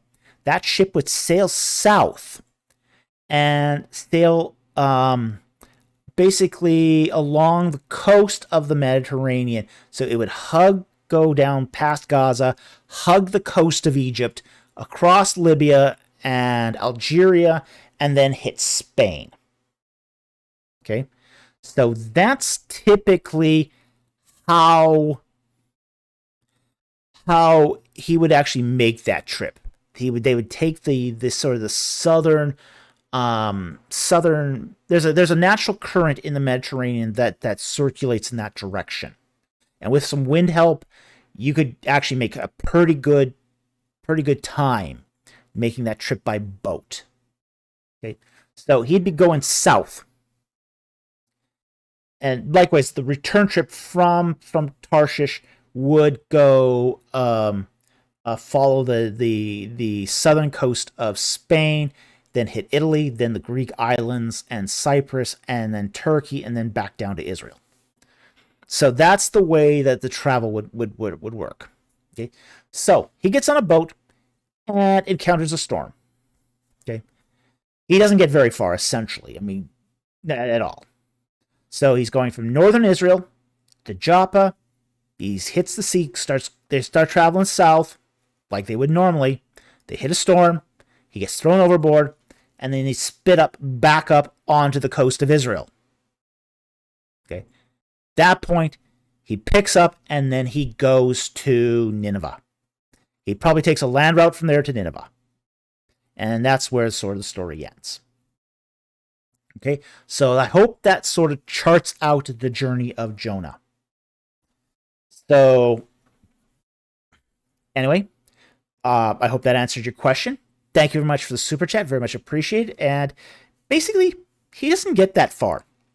He doesn't get very far at all. So, there isn't a whole lot to his travels, essentially. He tries, but does not succeed. Okay. The next super chat here is from Angel WVM for $20. Thank you very much for that generous super chat.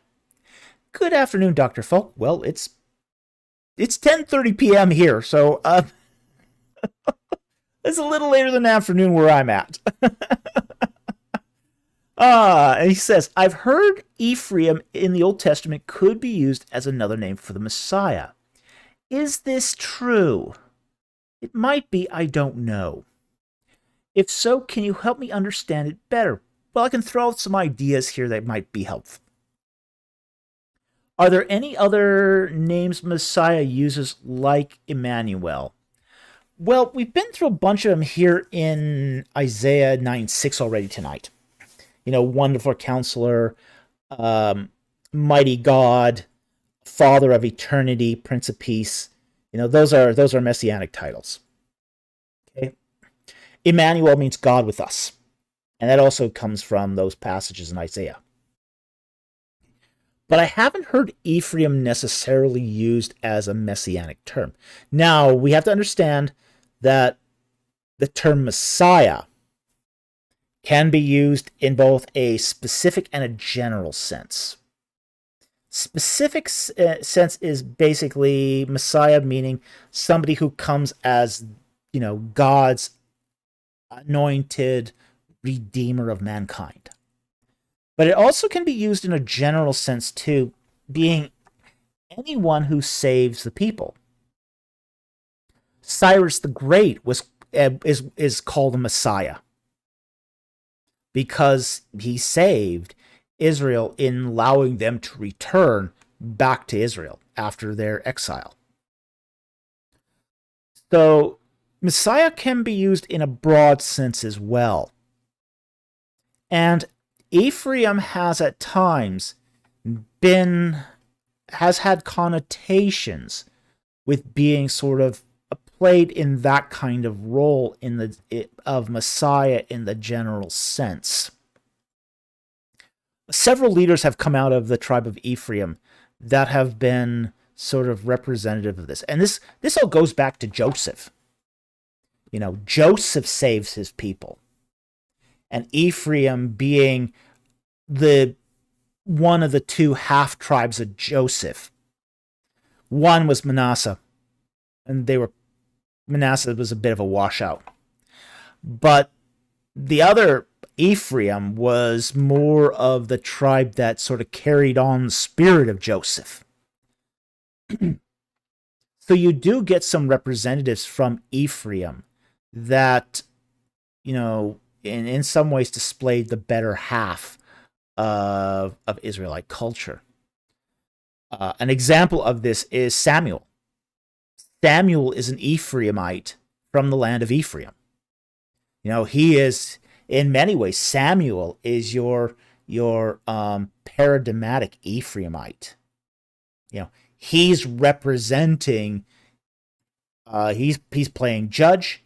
He is being the intermediary between God and people because he's had to take over the service at the tabernacle when the sons of Eli, got killed and were disqualified. So Samuel has to play a lot of different roles to act as an intercessory between God and the people. So I can definitely see where the Ephraim can be mentioned and used in that general sense. Now, I don't know any specific instances where Ephraim is used synonymous with, say, the Messiah. But I can understand where it can be used as a Messiah. So, anyway, I hope that helped. Thank you very much for the super chat. I very much appreciate it. It's a complicated subject, but I think there's some warrant for it too. So anyway, thank you very much for the super chat. Very, very much appreciate it.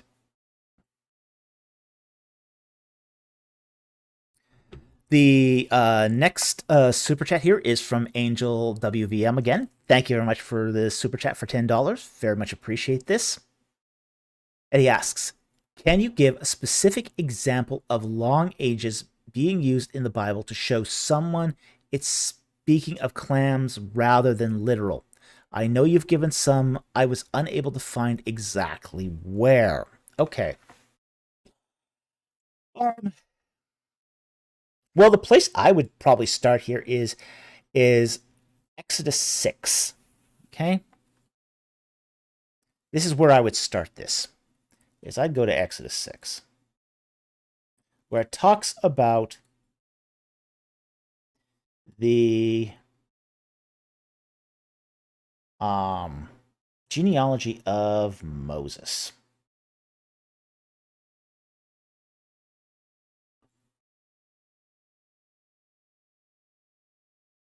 All right, and go into verse 16.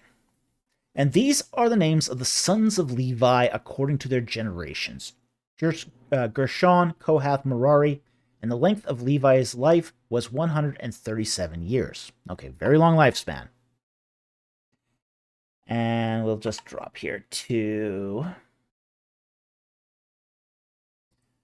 verse 18, which is the next in Moses' line. And the sons of Kohath were Amram and Ishkar and Hebron and Uzziel. And the length of Kohan's life was 133 years. Okay. Again, another very long lifespan.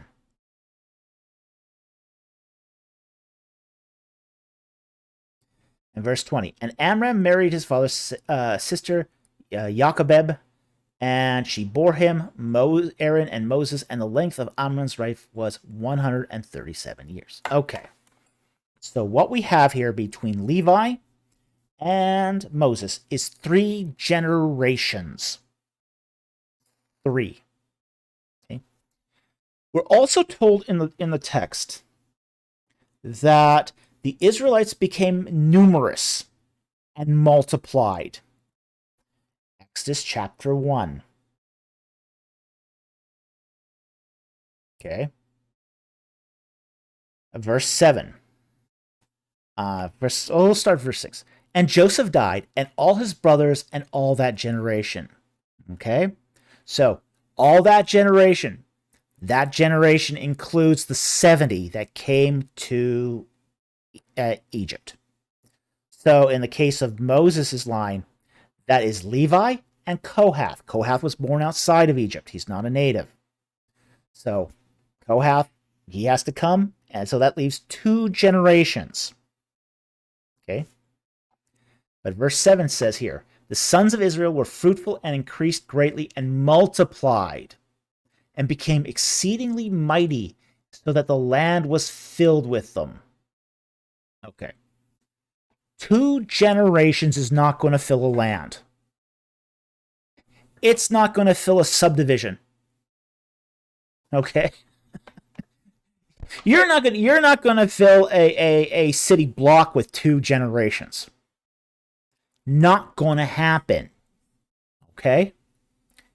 The only way this is possible, and look, I mean, there's guys like Gary Rensburg who really doubles down on these short readings of the genealogies. Basically, he basically says, oh, we have to take these generation, these 2-3 generation genealogies as being complete. He's going to double down on that because he wants a really, really short sojourn, like a 50-year sojourn. And I don't think that's possible, honestly. I mean, 50 years? Come on, really? But if they're numerous and they're filling the land, you need more than 2 generations. You ain't going to do it you're not going to start with 70 people and end up with a land full of people after 2 generations. That ain't going to happen. This has to be talking about clans. There's no other possible way of reading this other than this is an abridged genealogy. It's the only way to read it. And if you're reading this as an abridged genealogy, you must then be associating this with a clan descendancy, not individuals. Because 70 people plus 2 generations is not going to do it for you.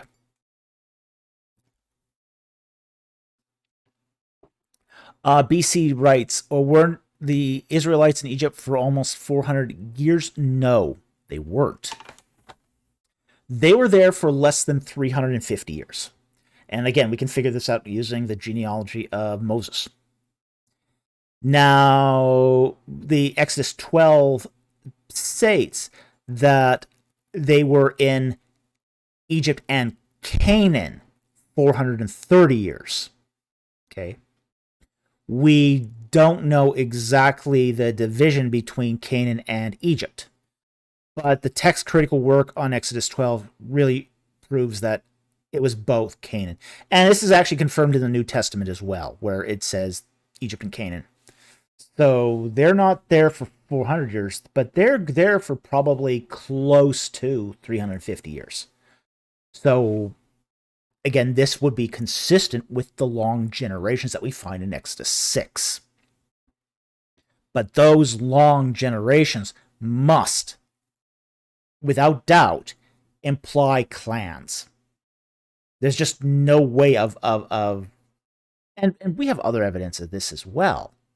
For example, when we look at, say, the generations of Korah, you know, it talks about the clans of Korah, you know, Ebiasaph and Asir. Again, it's talking about clans.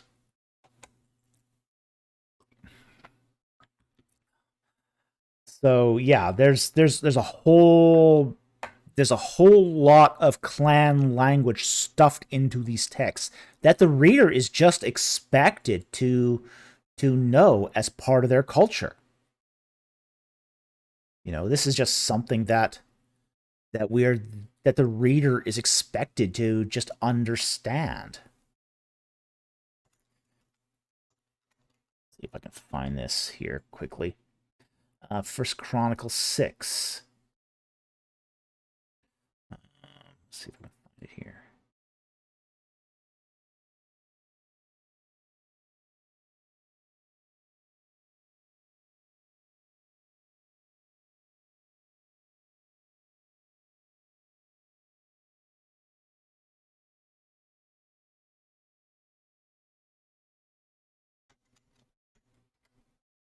All right, it is an Exodus 6 also. Okay.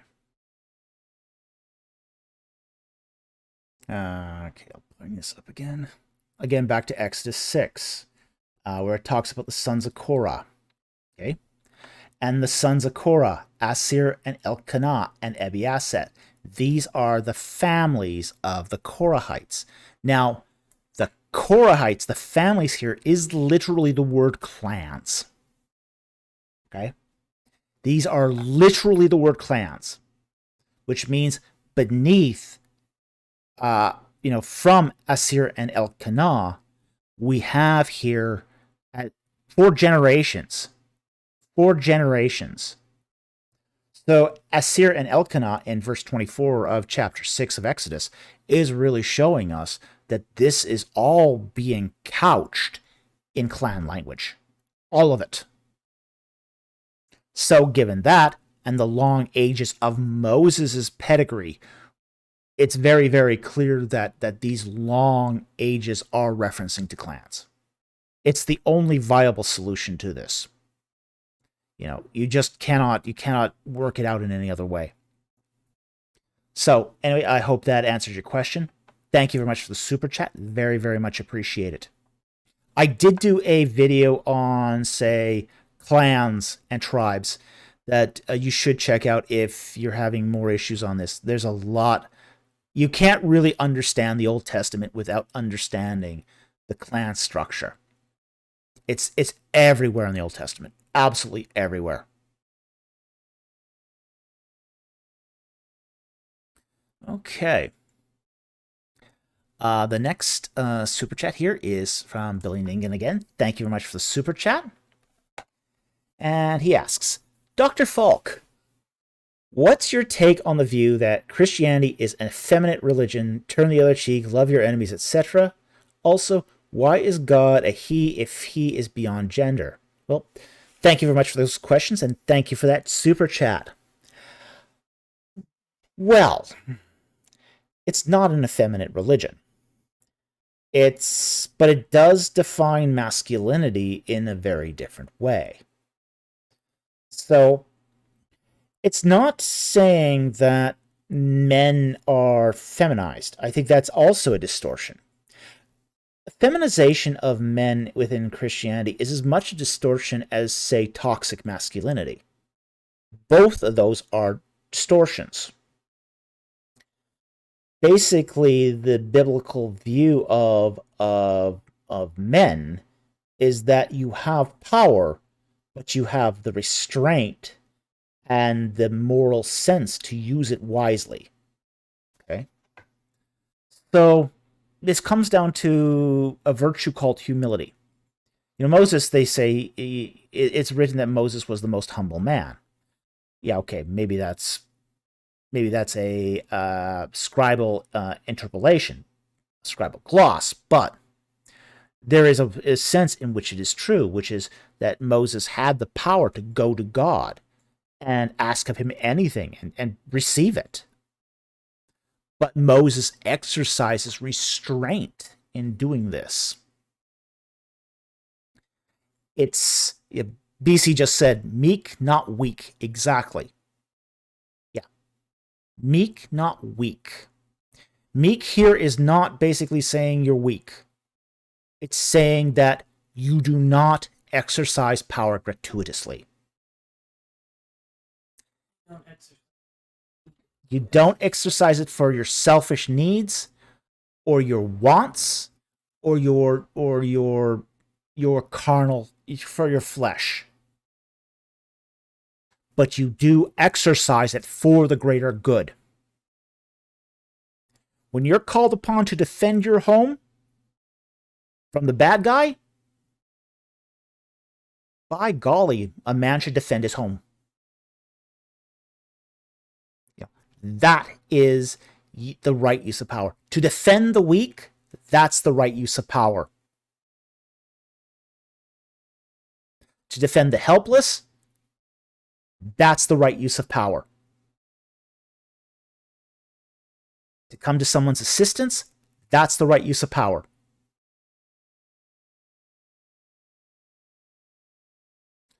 And that's what the Bible teaches. It's not Christianity is not a religion for sissies. It's a hard religion. It's a demanding religion. It expects you to pick up the sword when it is time to pick up the sword. It's not a pacifist religion. As Ecclesiastes says, there's a time for war and a time for peace.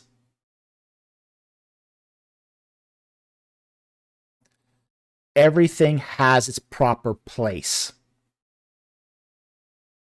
So it's not effeminate. Christianity is not effeminate.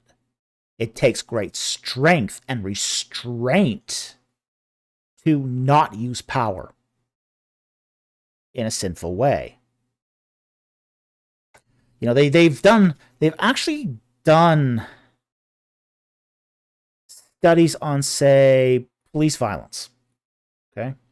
One of the interesting things that they have discovered with police violence is women police are more likely to pull the firearm first. And some of this may be just the perception among women police officers that they don't have power, so they must resort to their firearm. Yeah, they don't have the physical strength, so they resort to the firearm first.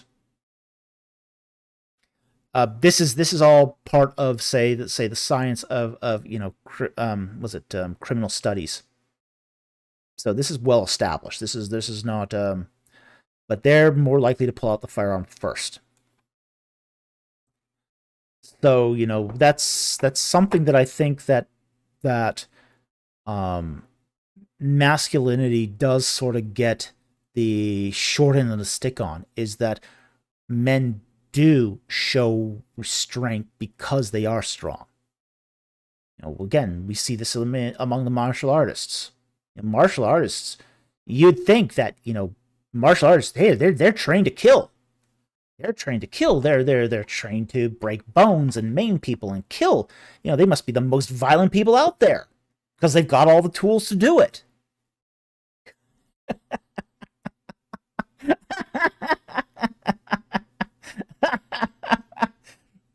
Well, most martial artists never get into fistfights.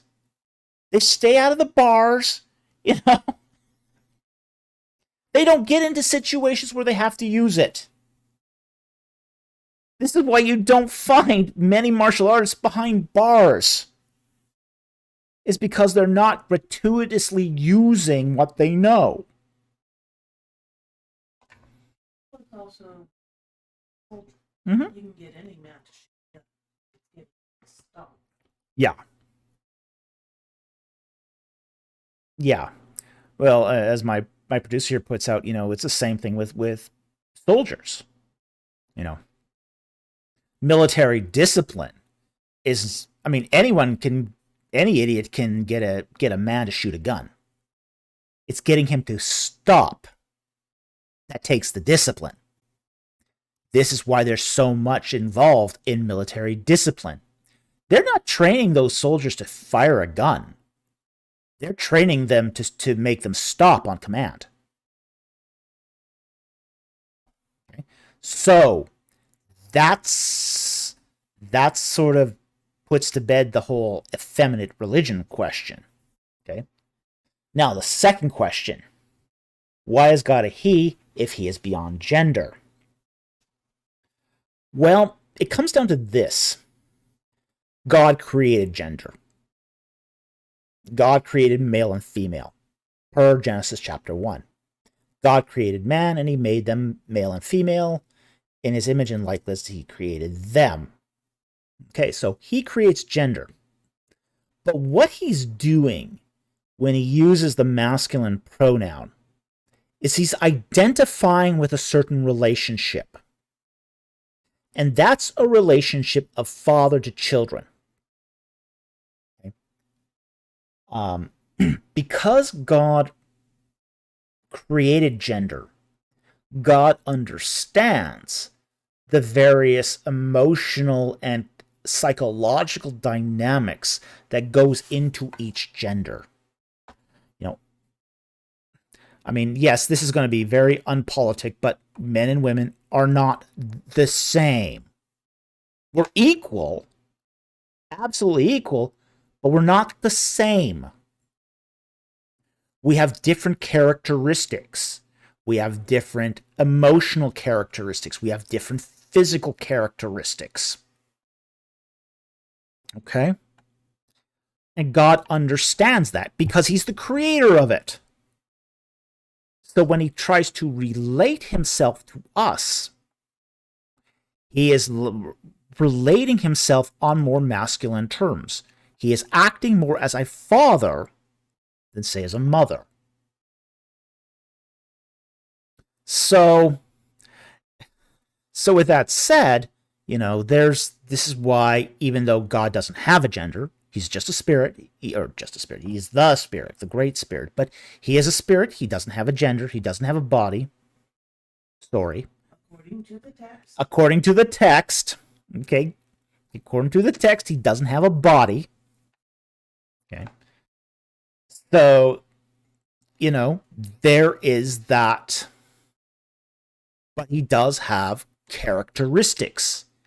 And he's basically saying that when I relate to human beings, I am more in this role analogy of characteristics than in this other role of characteristics.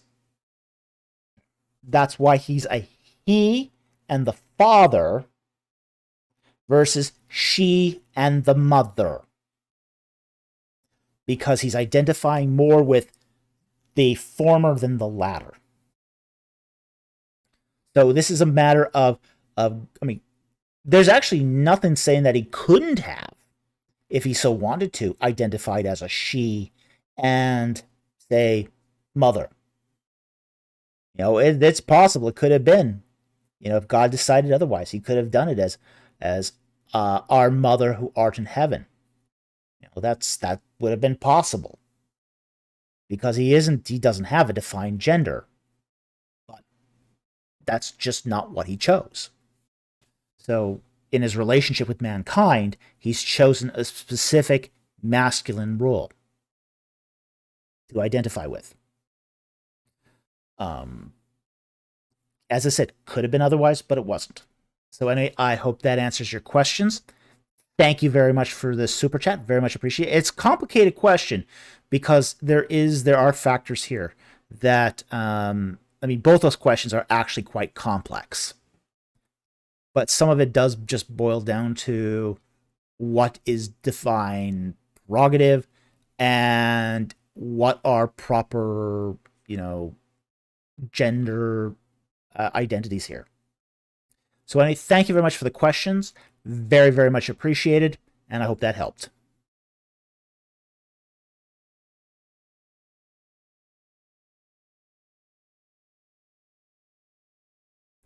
Okay, Nick Filstead for $10 Australian. Thank you very much for the super chat.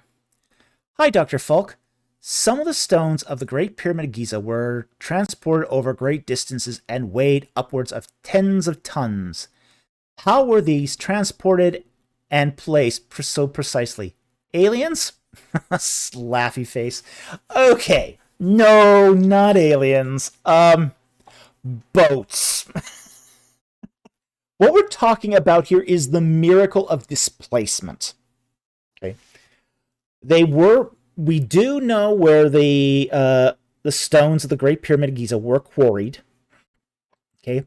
There are a bunch of quarries that are south of Giza, which are now today military bases. And they were cut into the side of the cliffs. And these cliffs go really, really deep. Or sorry, these caverns that they carve these stones on go really, really deep into the cliffside. Thousands of meters into the cliffside. So the Egyptian army has used them today as a military base. So you can't actually go there and take a look around, unfortunately. But there's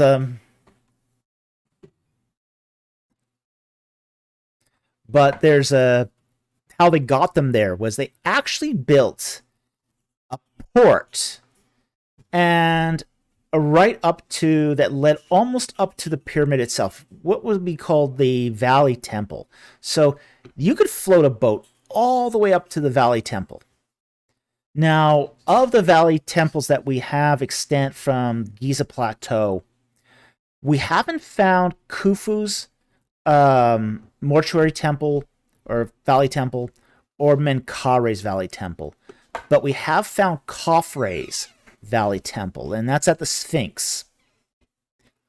And right smack dab in front of the Sphinx temple is a port. And it's now been uncovered by archaeologists. And it's fascinating. It's absolutely fascinating that they were able to get the boats right, at least up to the Sphinx. Now, we don't know how much further inland they could get with those boats. But the Egyptians were masters of hydrologic engineering. They had ways of getting water very, very far inland. And if you could get water inland, you could float these stones on boats, pretty much as far as it took. So we understand that a lot of the pyramid building activity, first of all, it took place during the time of inundation.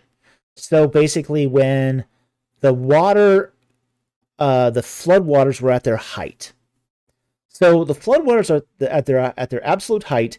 They could get those boats the furthest inland. So this is when the majority of pyramid building activity took place, was during the season of inundation. So the boats, and we have actually an ostraca, a fascinating ostraca that was discovered of an obelisk on a boat. And it shows this drawing on this ostraca is a drawing of a boat with two obelisks on them. Now, what's really fascinating about this is that obelisks are much, much heavier than any of the stones used at the Pyramid of Giza. Okay? So when you look at, say, the boats used for transporting the stones of the Pyramid of Giza, they could get many stones on those boats because the displacement of the water was so much more greater. So they were actually able to get a fair number of stones on these boats and shipped right to the pyramid itself. And then from there, it's a really, really short, basically, use of sledges to the pyramid itself. So that's how they got it over the distances, is they did it by boat. As far as the placement's so precise, they only finished some of the edges, moved the stone in place, and then once it was in place, they would then finish off the stone to smooth it all out. We know this because there's a couple of unfinished pyramids at Giza where you can actually see the process in essentially incomplete. There's one of the Queen's pyramids in front of Khufu's where you see unfinished stones basically lined up along the edge. You know, they did the inside of the edges so that they fit closely, and then just once the stones were all laid out, they then sort of, you know, carved them down. So that's how they basically transported them and sort of placed them precisely, which is, you know, bring them in by boat and then finish them once they're in place. So anyway, I hope that answered your question. Thank you very much for the super chat. No, it wasn't aliens. No, it wasn't foxes. Sorry, sound foxes are fun. I mean, it would be cool if it was sound foxes. But ancient Tetris. Absolutely. They were built from the top down. They started with the point and filled in. They started with the point and filled in underneath.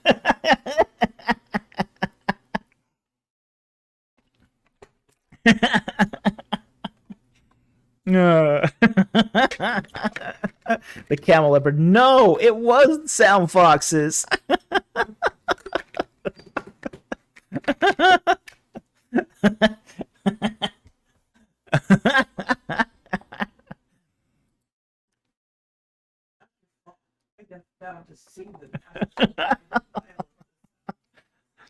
Oh, I would love to put that one up there. There we go. Dr. Falk, why dost thou deceive the masses with thy denial of sound foxes? I get this seriously, though, from the people that say, you know, hey, you know, ancient aliens, you know, why are you deceiving people with the denial of ancient aliens, you know? You know, I mean, I had some guy who claimed to be a stonecutter say that, oh, you know, modern tools couldn't do this, so why do you think that ancient people could do this? You know, it had to be aliens. What? Huh? Yeah. Well, we have the papyri too now from some of those builders as well. You know, the Red Sea papyri. You know, so we do know it was people. You know, so there's no mention of aliens in the Red Sea papyrus. Okay, which is actually a really cool addition. You know, we actually have papyri from the builders of the pyramid of Khufu, because they would often import stuff from the Red Sea. So yeah, we are pretty sure now that it was not ancient aliens or sound foxes. Although, as I say, sound foxes would be so cool.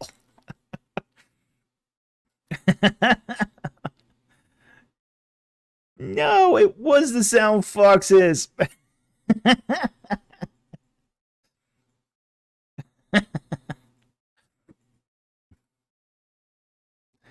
Samson tied the tails of the sound foxes together, and they could lift 2 stones at once. Whoa.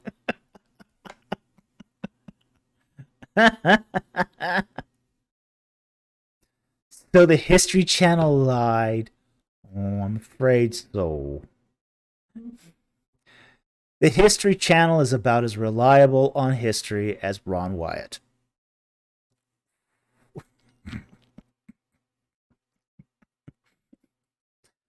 Sound Fox's video game.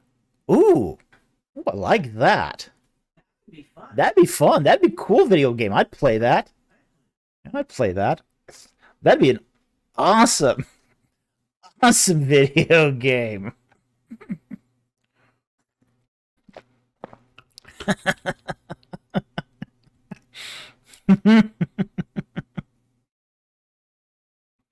Okay, let's see where we are here. We still people are loving that whole Ron Wyatt thing. Ron Wyatt, best scholar ever.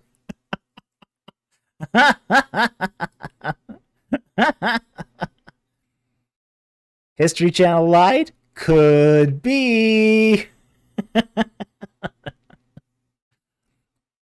Everywhere he looks, he finds evidence. Yes, it is. Archaeologist in history. Yeah. Yeah, the only archaeologist in history, archaeologist in history that can just go anywhere and find something.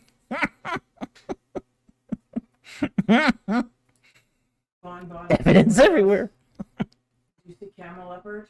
Everyone else just wasn't looking hard.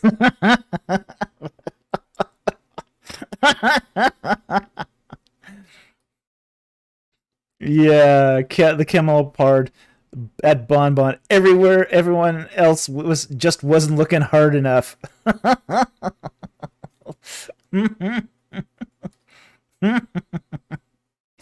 Okay, well, this has been fun. Let's get back to the super chats. This is a lot of fun, actually. I'm having a blast. Okay, let's get to the next one, though.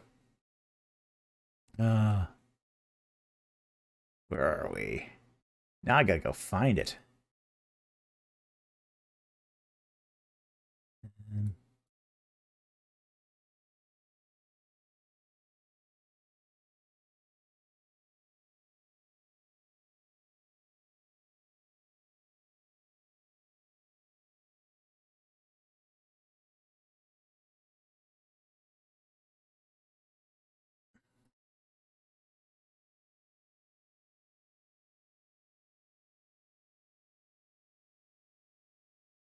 Wow, we are still really behind here, aren't we?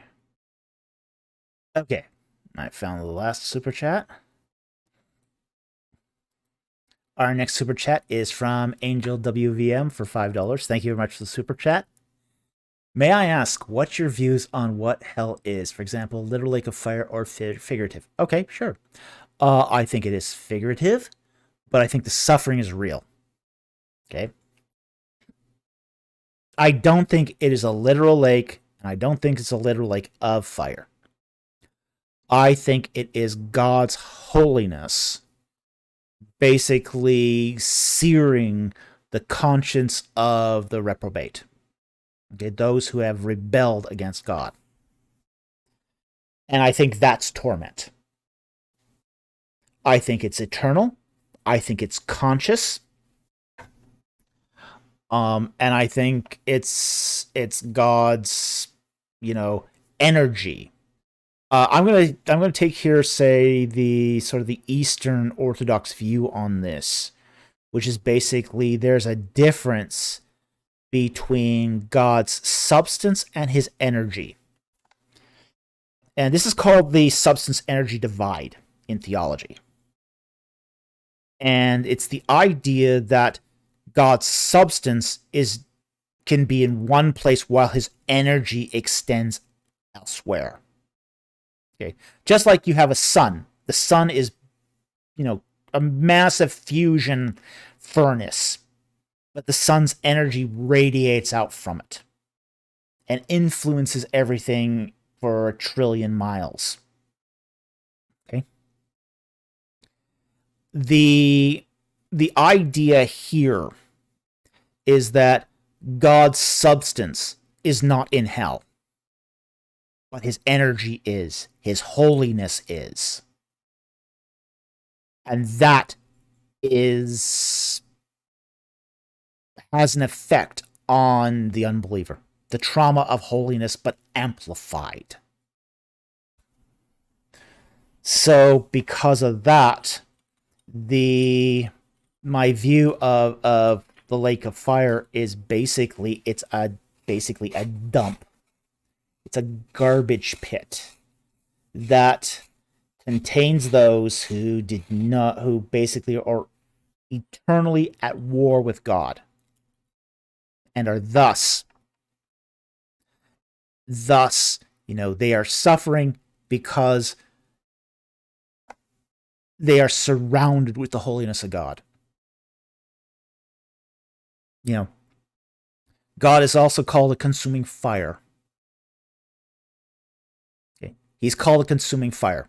And that's one of the reasons why he's called a consuming fire. Because holiness has that effect upon sinful mankind. When people hear the voice of God, they're instantly afraid. They undergo a trauma because our sin natures cannot handle it. Now, in the resurrection, we're going to be given new bodies. Those who are alive in Christ, we get a body that's conformed to the image of Christ. We will have our sin nature removed, and I will be able to enjoy holiness. We will experience pleasure from holiness because we will no longer have that sin nature. Those who have a body that retains that sin nature will experience the trauma of holiness in a way that they can, that they are, capable of feeling it. So, there's, and frankly, those who are in that situation of being in hell, as it were, they have the option of not sinning more. They still have certain agency there. If they decide to sin more, they'll suffer more. If they decide to sin less, they'll suffer less. In some ways, their punishment is based upon what they do. It's not an equal punishment for all, because their personal reactions and sensations to holiness are going to vary according to the extent of their evilness. So it's ultimately a very just system. But that's going to be how I think it's going to play out. And I know there's other people who have different views of hell. Not everyone agrees with me on eternal conscious torment. For example, annihilationism is very popular right now. I don't think it's biblical. I don't think the Bible teaches annihilationism, but I know there are people who now hold it. There's also now people out there who believe in, say, what's it called now? Universalism. And that's gotten also a lot of traction in recent years. And I think the idea of universalism is really sort of, again, also not biblical. So anyway, I hope that answers your question. Those are my views on this. Thank you very much for the super chat. Very, very much appreciate it, and I hope that helped.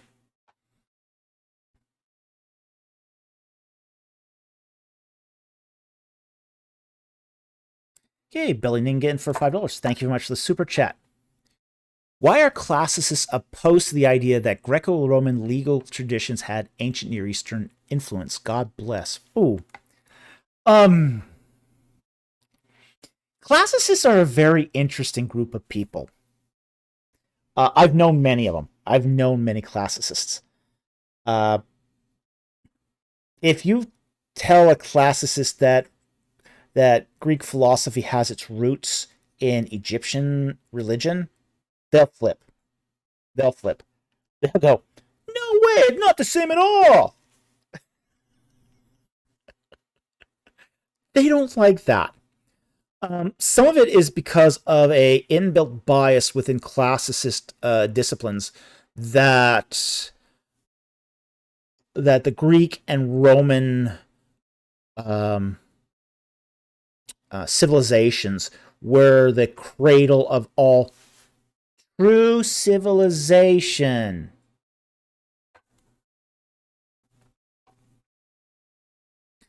Yeah, you can think you can understand what I think of that.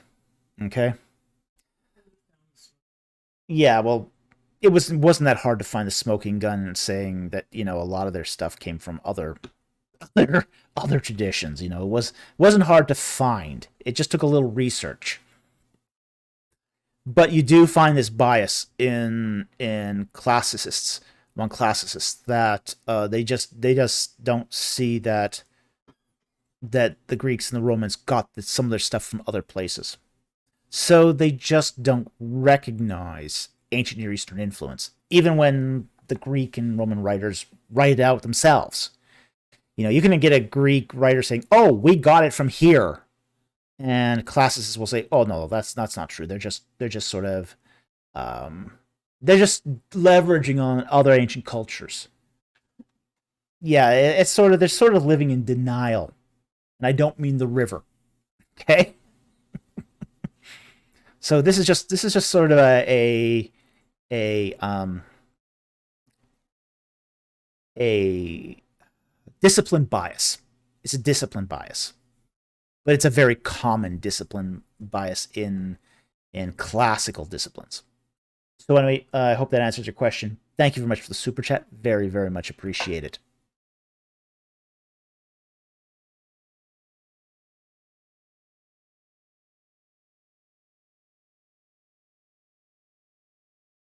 Okay, the next one here is the Mask of Shy for 2 pen. I forget what pen is.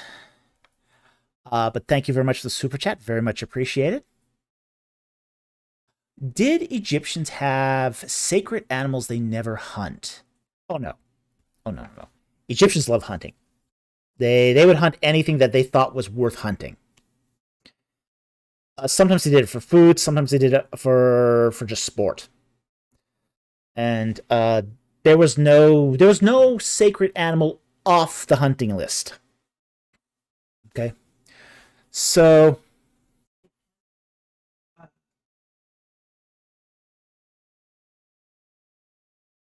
Peruvian currency, Peruvian soul, SOL. Okay, Peruvian soul. That's what a pen is. Okay. Well, it's nice to have someone here from Peru, obviously. So, uh, but as far as animals they hunted, they would hunt lions. Um, they hunted wildebeest when it came near. There was much more of this big game hunting in the Old Kingdom. Now, the big game uh, hunting in the Old Kingdom, we do have examples of this shown on dagger handles. Even going back to the Dynasty Zero and the Nagata period, where it actually shows Egyptians going out and hunting with spears some of these animals. And we know that from these knife handles and even on some cosmetic palettes, that the game from Africa came right up to the Nile itself. Games such as I said, wildebeest, lions, giraffes, rhinos, even. And the Egyptians were more than happy to hunt anything that came near. So there was no animal that was so sacred that they wouldn't hunt it. Now, with that said, they would often hunt animals just to mummify them. They did this frequently. This is they would for example they would hunt crocodiles. Why did they hunt crocodiles? Well, they were a nuisance. They were dangerous, and then they would mummify them. They they didn't hunt them. I mean, they didn't hunt them for sport, but they hunted them to get rid of them, and then they would mummify them. They would hunt hippos. Hippos are dangerous, really, really dangerous. Of course, they would hunt the hippo and then eat it because I think hippos are more edible than say uh, than crocodiles, or at least according to them. But they would hunt hippos. But alligator's delicious, crocodile's delicious. But they didn't tend to consume crocodile as much. We don't know why, but they didn't. They tended to mummify crocodiles, I think, because they were sacred. So they would hunt sacred animals, but they may not eat sacred animals. So I think there was a difference there. So there was no animal off the hunting list, but there was some animals that were off the eating list.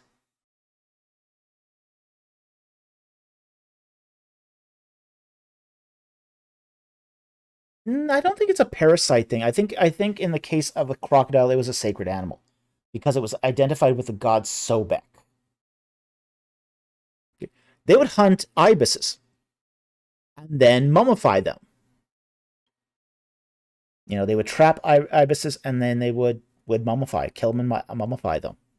So they did this quite frequently in Egypt, where they would hunt certain animals but not consume them, but instead mummify them.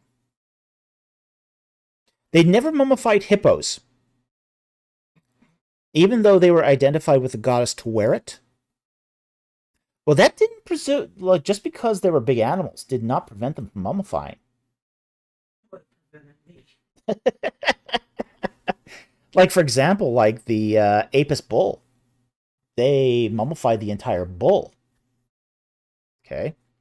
So, that's something that to keep in mind, too, that size was not an issue for mummification. They could mummify really large animals.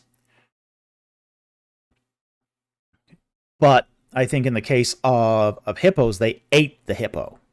They didn't eat the crocodile. But again, it does not seem like hippos were off the menu. But crocodiles were apparently off the menu. But they hunt both of them. And we do have reliefs being shown where hunters are going out and hunting hippos with spears. Just like we have reliefs of kings going out and doing on lion hunts. So absolutely, even sacred animals were on the hunt list. So anyway, I hope that answered your question. Thank you very much for the super chat. Very interesting question. Hungry Egyptians. The camel apart. Yes, that's funny. You see, the name person where you break down. Like I see her. See if I can pull that one up.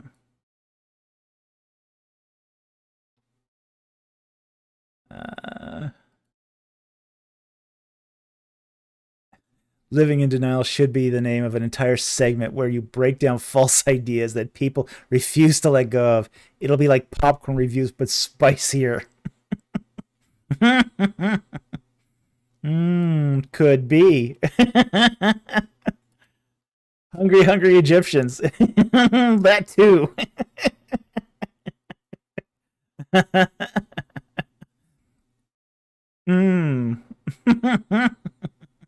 All right, let's get back. It's gone too far here.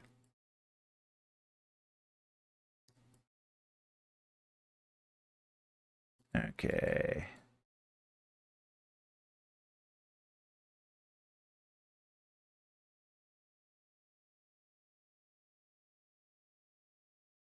There's the next one here.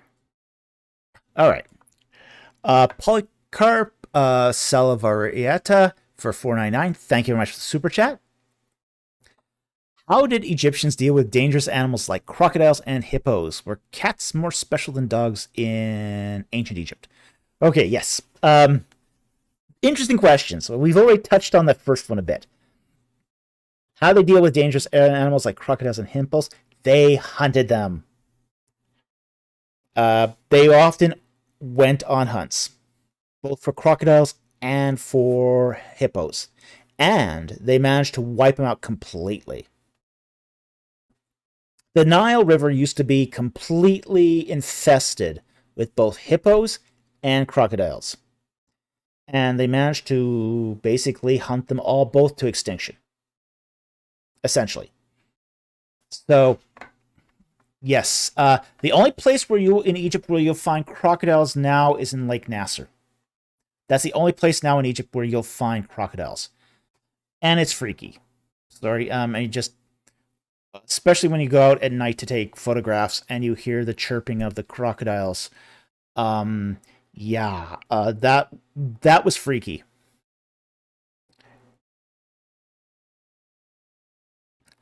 You don't see the crocodiles.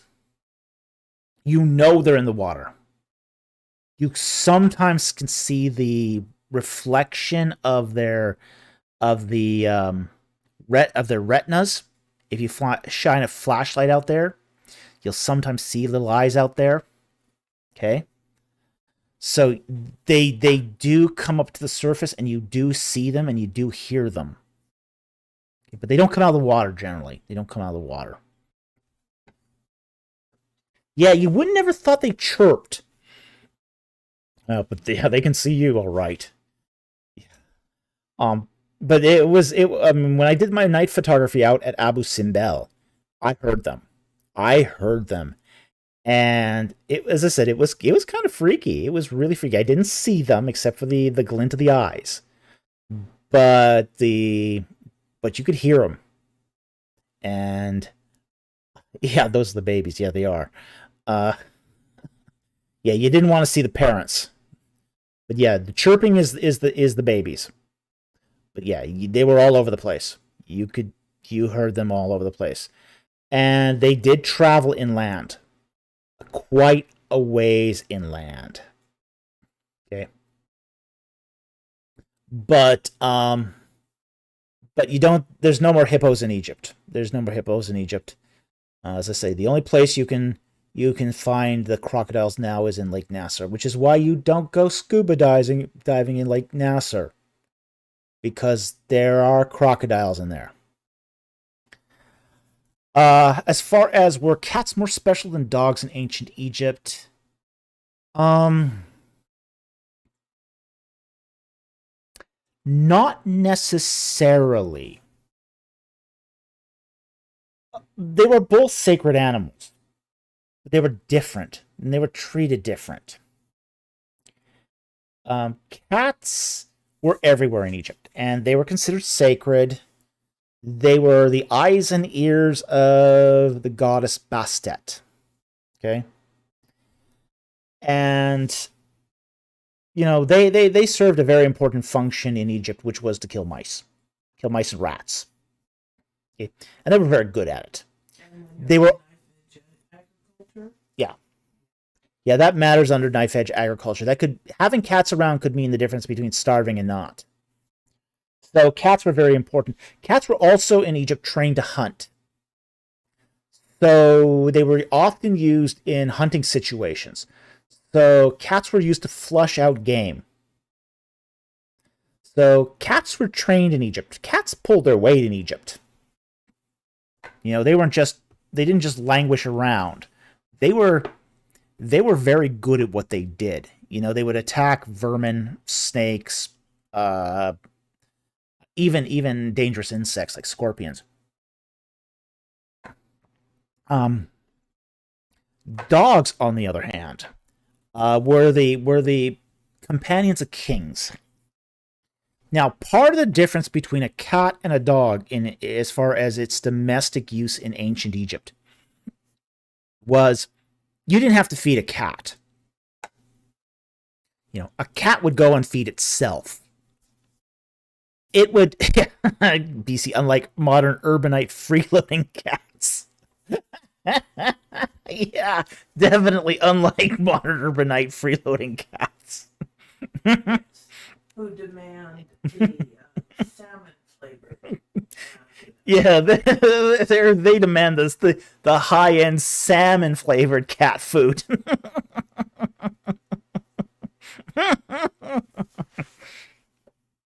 But unlike cats, you need to feed dogs. Okay, dogs have to be fed. At least if you want them to be nice animals.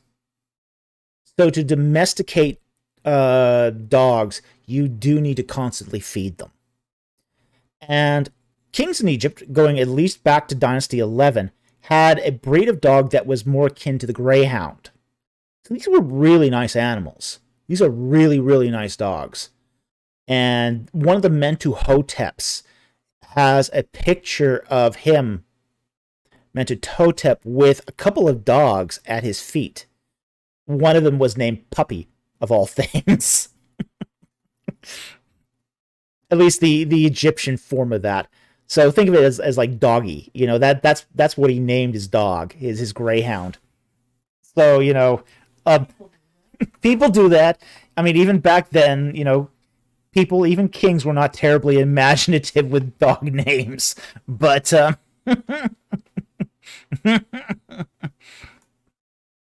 but was one more special than the other? Not necessarily. Not necessarily. It was just a difference of class. If you were of a high class, you could afford a dog, essentially. If you were of a lower class, you kept cats around. Many of them served similar purposes, except in the case of dogs, they were used for hunting, and they were fed by the king himself. And he could afford it. Nobody else could really afford to keep dogs on that level, but the king could. So, anyway, I hope that answered your questions. Thank you very much for the super chat. Very, very much appreciate it.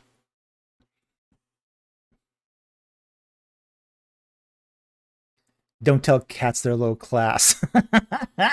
Well, I don't think they're low class anymore, but they've kind of risen up in the ranks. Okay, Tanem Doe for $5. Thank you very much for the super chat.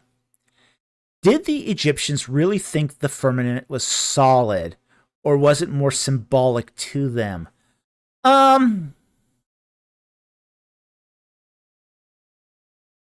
If you mean, say, the sky, they did sort of think that, I mean, their view of the sky was very different than, say, a lot of views.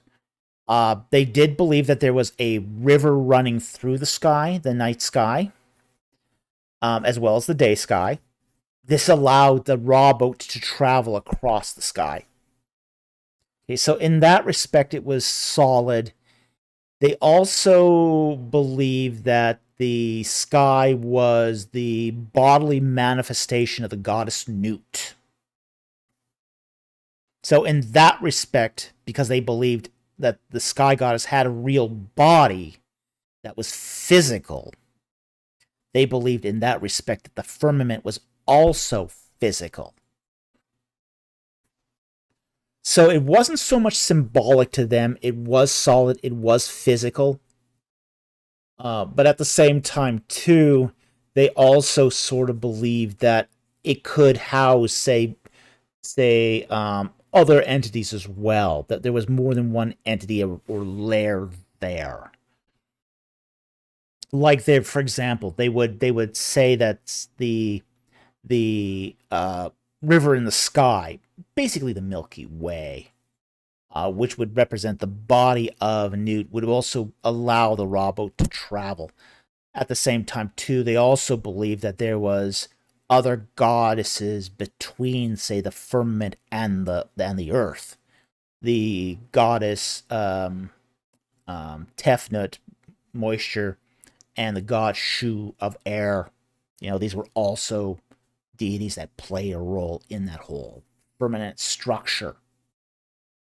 So it's one of those things where it's a little bit of both. It's not so much symbolic, though, but they did sort of believe that there was a physicality to the sky that could be readily seen more at night than, say, during the day. So anyway, I hope that answered your question. Thank you very much for the super chat. Really appreciate it.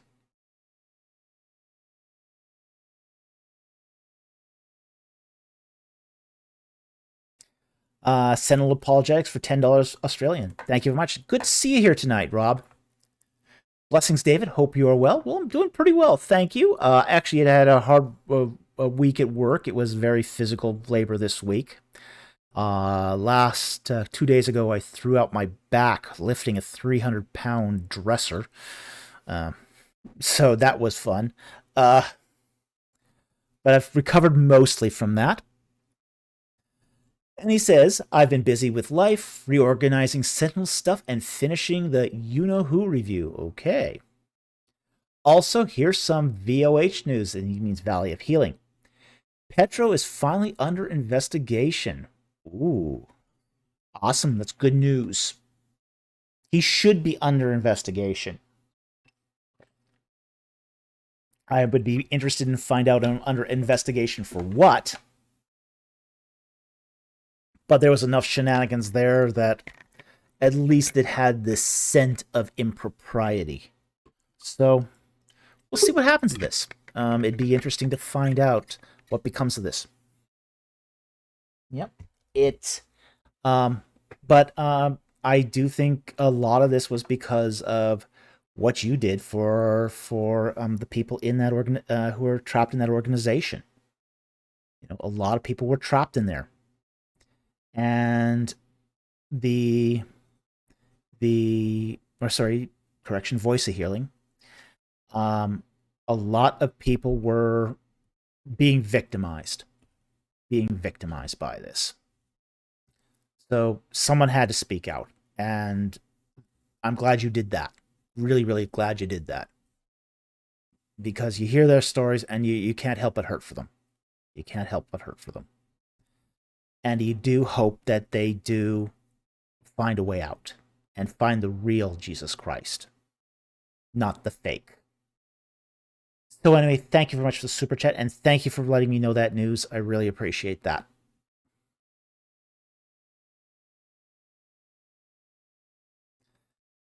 Camilla Pard for $5. Thank you very much for the super chat. Which festival do you think was being observed in John 5? The most popular ones I've seen are either Sukkot or Purim. What do you speculate?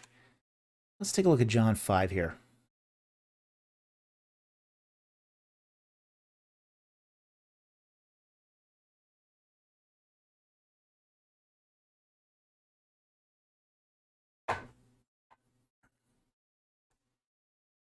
Okay, after these things, there was a feast of the Jews that Jesus went up to Jerusalem. Okay.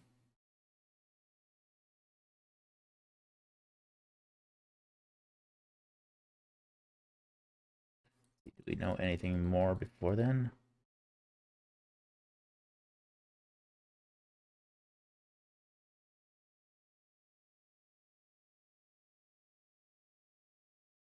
Just looking here at John 4 and seeing if there's anything specific here that we can sort of key in on.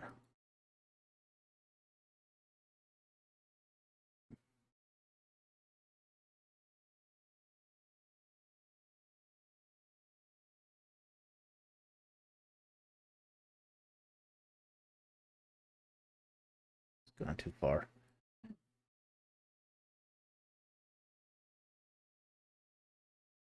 Okay, so if it's one of there are 3 festivals that require going to Jerusalem. Those are the Feast of Booths, uh, the which is also called Sukkot, um, the Passover, a Feast of Unleavened Bread, and the what's it called now? The First Fruits, Pentecost. Okay, so possible Sukkot. I don't think Purim would have been one. One of the reasons why I don't think it was Purim was because Purim as a festival was not a big deal during the. It was not a big deal during the Second Temple period, so it's probably not Purim.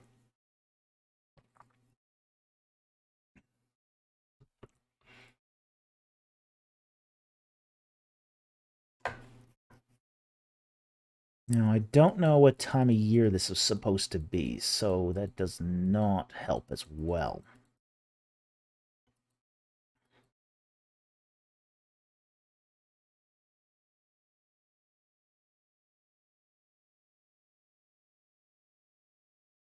See if we can get an idea from 6.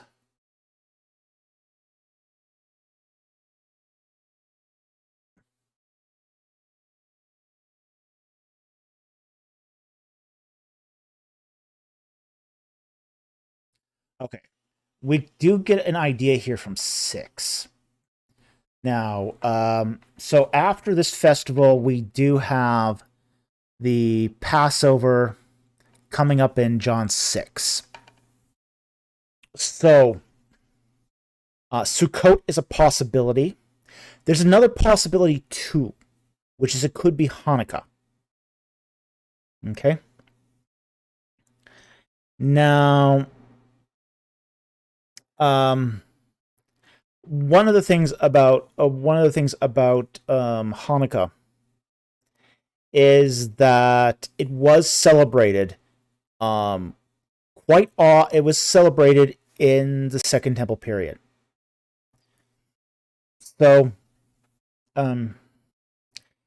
we do have records of Hanukkah being celebrated during the Second Temple period.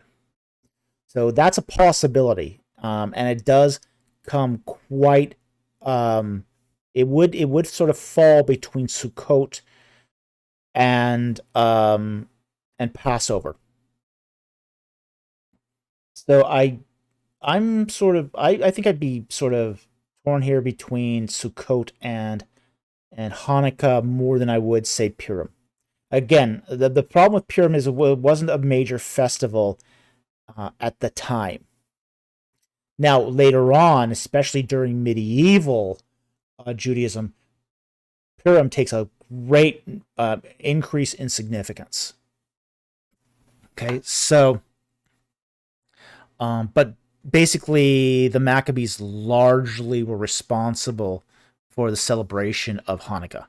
And that sort of continued on during the rest of, say, the Second Temple period. So yeah, Hanukkah was a big deal. It was a big deal during the Second Temple period. But Purim wasn't. Purim wasn't. So in John 5, I'd lean probably more towards Hanukkah. Is really what I would think this is. And the fact that Jesus did not have his own booth, would also sort of indicate that, this was not Sukkot. We also would probably get some mention of the booths as well.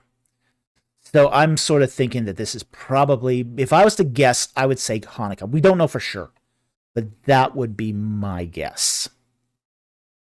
Is that we're looking at Hanukkah in John 5. So that's as best as I can sort of narrow it down. At least it's one that they would have celebrated at that time. It was an important festival for Israelites, especially on with Roman occupation. That's the other thing to consider too. Is you had a lot of bad sentiments against the Romans, and that would have led to basically sort of festivals that were much more into, say, the liberation of the people. So Hanukkah would have had a lot more gravitas at that time than, say, Purim. So, anyway, that's the best I can do here.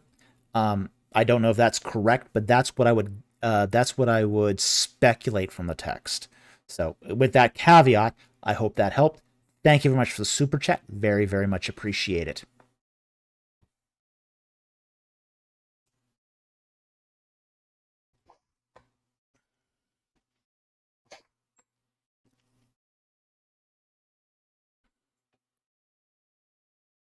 Okay.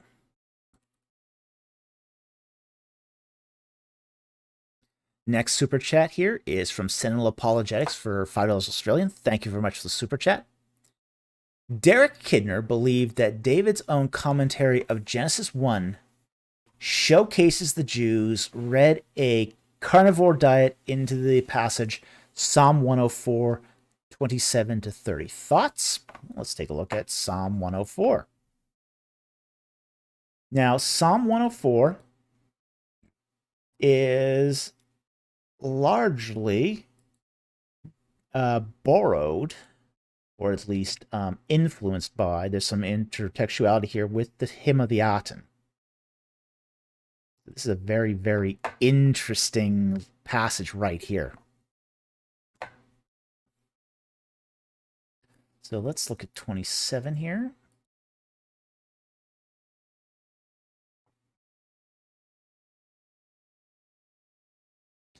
And the text here reads, "They all wait for thee to give them their food in due season. Thou dost give to them, they gather it up. Thou dost open thy hand, they are satisfied with good. Thou dost hide their face, they are dismayed. Thou dost take their spirit, they expire, and return to dust.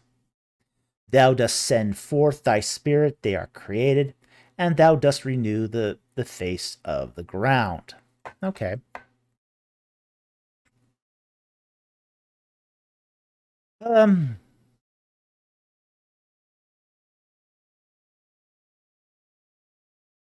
I can see where they get that from verse 29. Thou dost hide their face, they are dismayed. Thou dost take their spirit, they expire, and they return to the dust. All right. Thou dost send forth thy spirit, they are created, and thou dost renew the face of the ground. Yeah, I can see where they could kind of get an idea of that. And the fact is, Psalm 104 is a creation passage. So, yeah, I can sort of see that.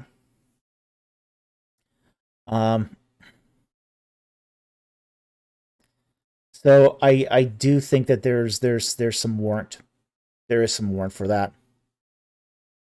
So yeah, I can get behind that.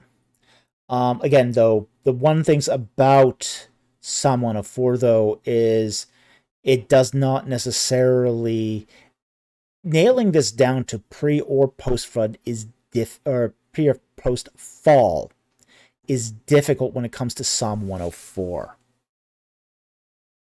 You go to the beginning of Psalm 104, and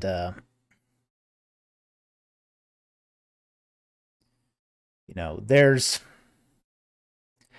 is, I mean, it's definitely, for example, it does cover the creation, like in verse 2 here, covering thyself with light as with a cloak, stretching out heaven like a tent curtain. Okay, that's a very strong creation language. Verse 5, he establishes the earth upon its foundation so that it will not totter forever and ever.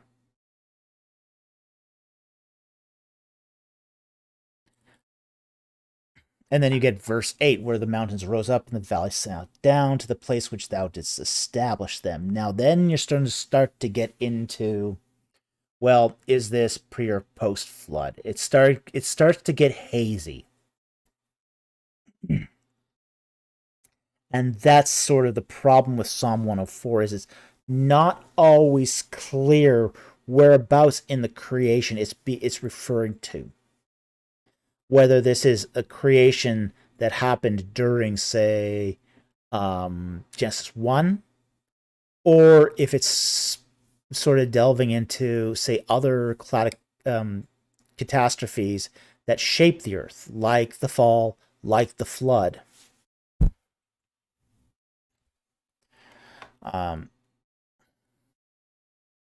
Because you have like references like this in verse 15, and wine which makes man's heart glad. This is, at least in biblical terms, a post-flood phenomena, the making of wine.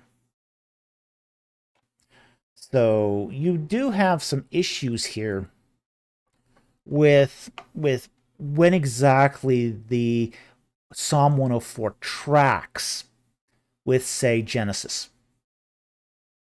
This is a poem. Okay, this is a poem. It's not meant to be a science text. While we can definitely say that Genesis 1 is not a science text, well, neither is Psalm 104. So, while you could read a carnivore diet in there, it's not necessarily a carnivore diet. Again, it's because, the chronological tracking of Psalm 104 is not precise. So I'm going to leave it at that. It is interesting that Kidner does does sort of claim that. But again, we can't be sure about this. Again, because Psalm 104 is all over the place. It's all over the place. So anyway, thank you very much for the super chat. Very much appreciated. And thank you for the interesting insights.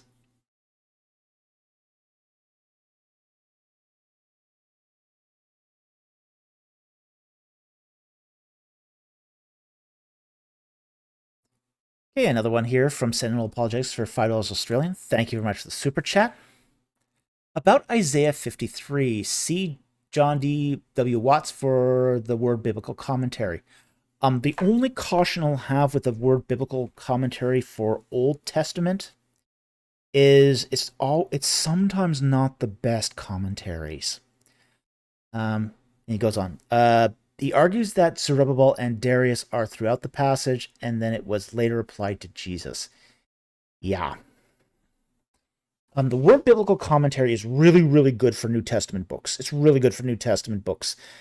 It's not always the best for Old Testament books. There's usually better commentaries for most of the books of the Old Testament. I would usually recommend Nicot, the New International Commentary of the Old Testament, or Hermenea, which is the liberal commentary of the Old Testament, instead. Just because there are issues with several of the Word Bible commentaries for the Old Testament. So I'm generally not a huge... I love the Word Bible commentary, by the way, and sometimes they knock it out of the park. They knock it out of the park even for the Old Testament. I mean, for the Word Bible commentary, it's great for the New Testament. Absolutely fantastic for the New Testament. I think the editors of the Word Bible commentary were much more familiar with the New Testament players and scholars than they were for the Old Testament. Sorry. But anyway, that's an interesting recommendation. Definitely worth looking into. So thank you very much for the super chat. Very much appreciate it, and thank you for the recommendation. See if that came up here.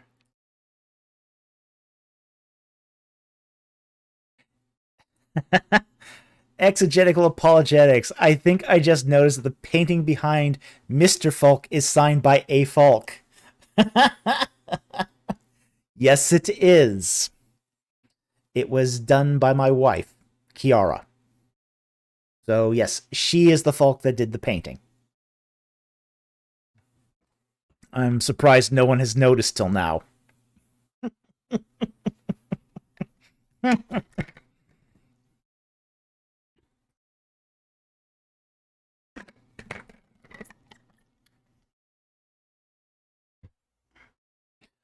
Okay.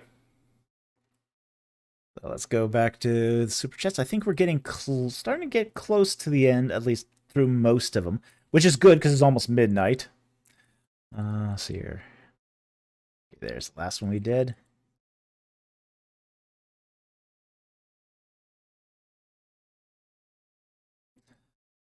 Addison Weir for 199 going zzz, falling asleep. Okay, yeah. It's late. It's midnight here on the West Coast or close to it. We won't be going much longer than this.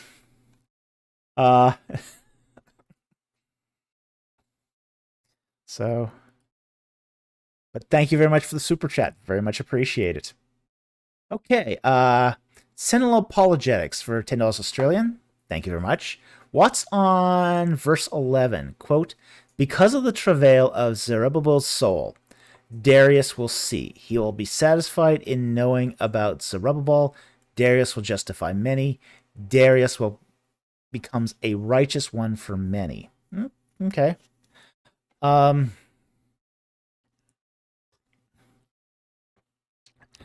not sure that's a great interpretation of Isaiah, but let me just take a quick look at Isaiah.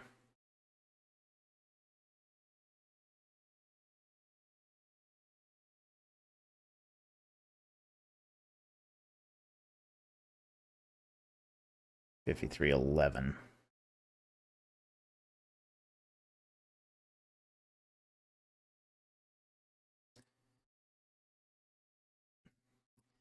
Yeah, I got some real doubts about that. The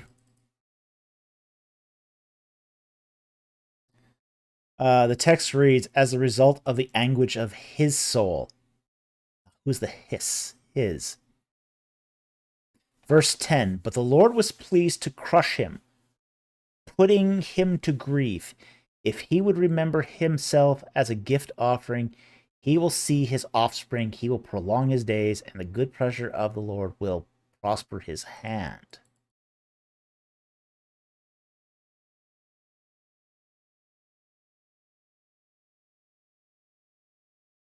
Yeah, Isaiah 53, who has believed our message, and to whom has the arm of the Lord been revealed?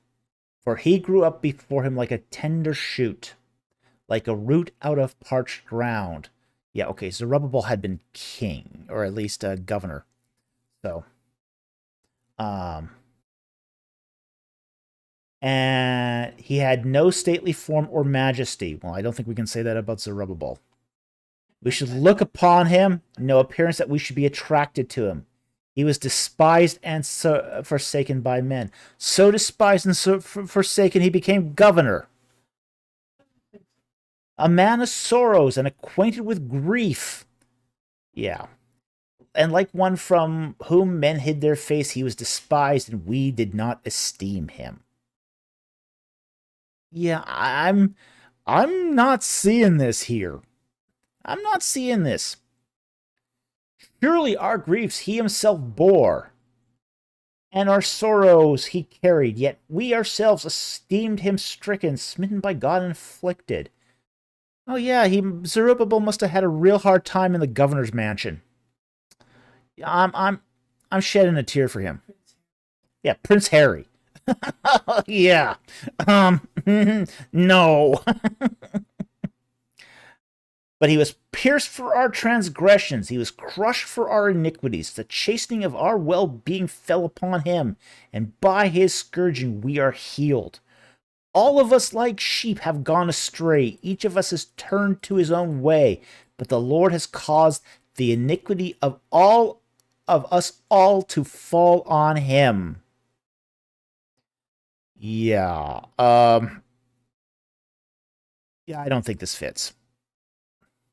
Yeah, I just don't. I'm not buying it. Not buying it one bit. Okay? I think we'll end it here. I think I've made my point here. Again, I'm not a huge fan of word Bible commentaries for the Old Testament, and this is part of the reason. So, anyway, thank you very much for the super chat and the interesting info here. But yeah, I'm not a fan. All right.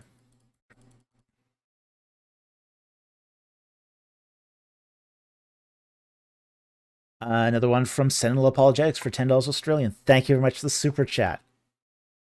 Okay, thoughts on Karen in Exodus 34:29. I'm going to look at what it means by Karen here. Exodus 34. If I remember right, Karen is horn, but I'll see here. 9.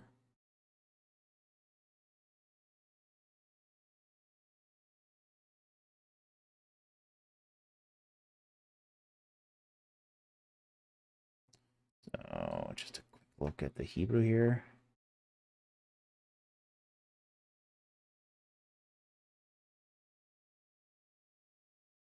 Karen.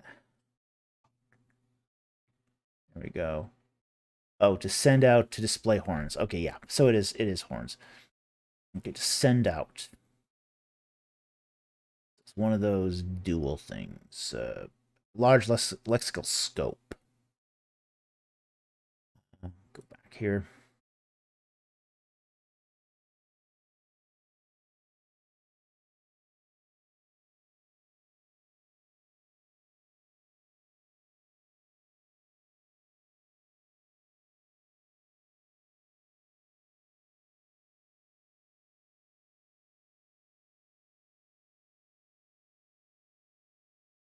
Yeah, okay. Continuing on with what he said. Prop thinks Moses' skin was blistered. Grussman thinks Moses wore a horned mask. I think it's neither because Moses imparted some of his code to Joshua, Numbers 27:20.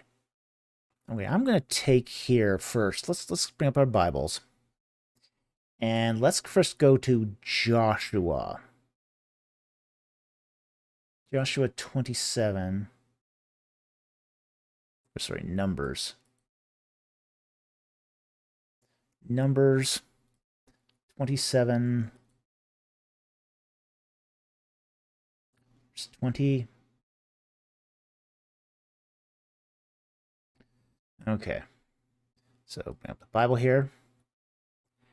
And the text says, and you shall put some of your authority, this is Hod, on him in order that all the congregation of the sons of Israel may obey him. So basically, that's a transfer of authority. Exodus 34 is a little different.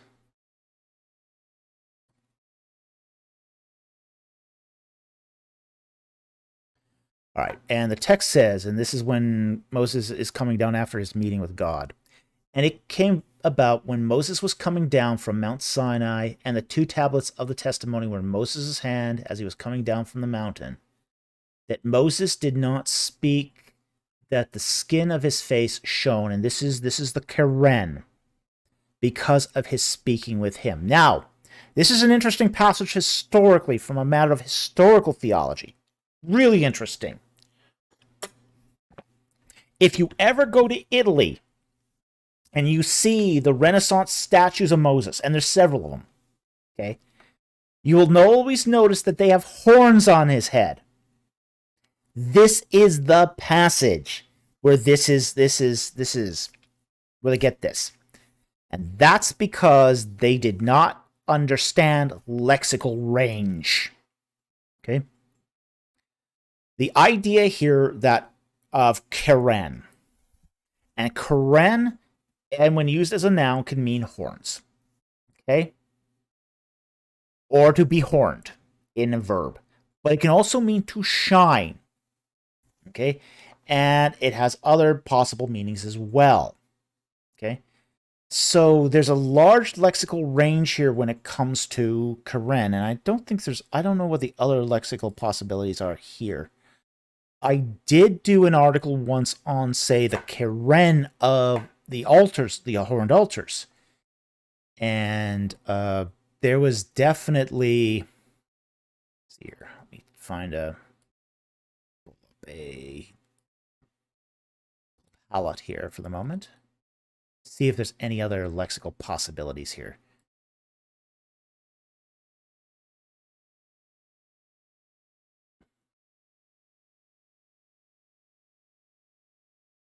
Pull up palette. Let's take a quick look. Okay, Keren.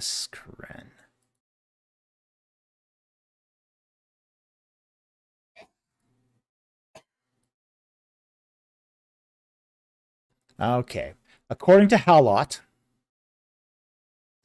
it can mean the horns of an animal. It can also mean, say, the ivory of a tooth, horns of an altar. It can also mean a ray, as in a sun ray. By metaphorical example, it can mean power or glory.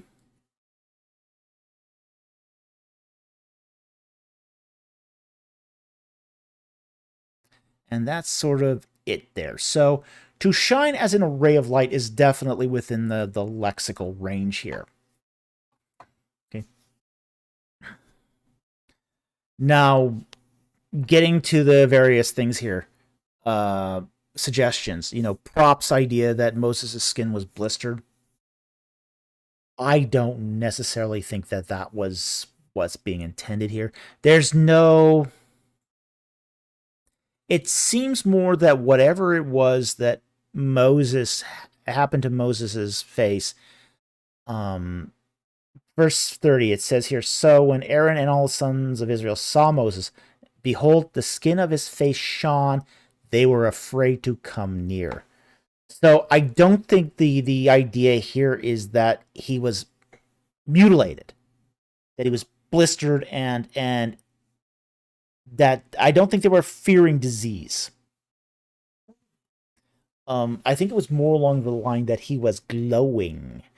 And I think in that respect, I mean, that would freak you out anyway. I mean, that would be weird. Okay. Pretty simple. More dimension. Our laws. I think Grassman's also wrong that he wore a horned mask. We do find in Egypt masks. Okay. Egyptian priests did wear masks under certain ritual circumstances. Like, for example, during, say, the carrying of certain barks in certain festivals, Egyptians would wear masks of, say, Anubis or of one of the sons of Horus, particularly the falconine ones. Okay, but they didn't wear horned masks. So I think that would probably send the wrong message if it had been a horned mask. And it doesn't seem to be something that early Semitic culture would have necessarily done. So I think Gressman's speculation here is probably also not correct. However, the fact that it can mean to shine, basically as an extension of horn, is a valid part of the lexical scope that would make this basically a more viable option. So I think that's our lexical range. That's the limit of our word here, which is you're either going to go with horns or rays or glory or splendor, something in that lexical range. And I think of those alternatives, I think shining is probably the best option here. So I think the problem was that he had come down, he had been exposed to the glory of God, and he was radiating that himself. To go back to that earlier thing where we talked about, basically, when we're talking about my views on, say, the nature of hell, that sort of that substance energy difference between distinction of God. Here I think we got a decent example of the energy of God radiating from Moses. So even though the presence of God was still up on the mountain, his energy was radiating through the face of Moses. So that's what I would take away from this passage. It's a debated passage again. A lot of scholars, and you've mentioned two here that would have different views, and there's others that would have other views also. These aren't the only views, but I think these are, a good representation of possible views as well. But I would disagree with both of them for various, again, for the reasons I've mentioned. I disagree with Prop because there's no indication that he was maimed or injured. And I would disagree with Gressman just because it's just not something you find in those early Semitic cultures or even in Egyptian culture. So anyway, thank you very much for the super chat. Very interesting question. Glad we could engage this one. That was actually kind of interesting. I like that one.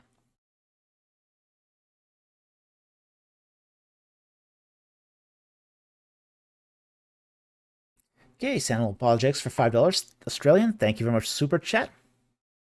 In regards to healthy male masculinity, my favorite line in the James Bond movie Spectre is from M. Quote, "A license to kill is also a license not to kill." I like that too. Honestly, I like that too. You know, if you have training, you're also trained not to use it. I think that's very healthy. It's very healthy, and you look at one sniper, 90 out.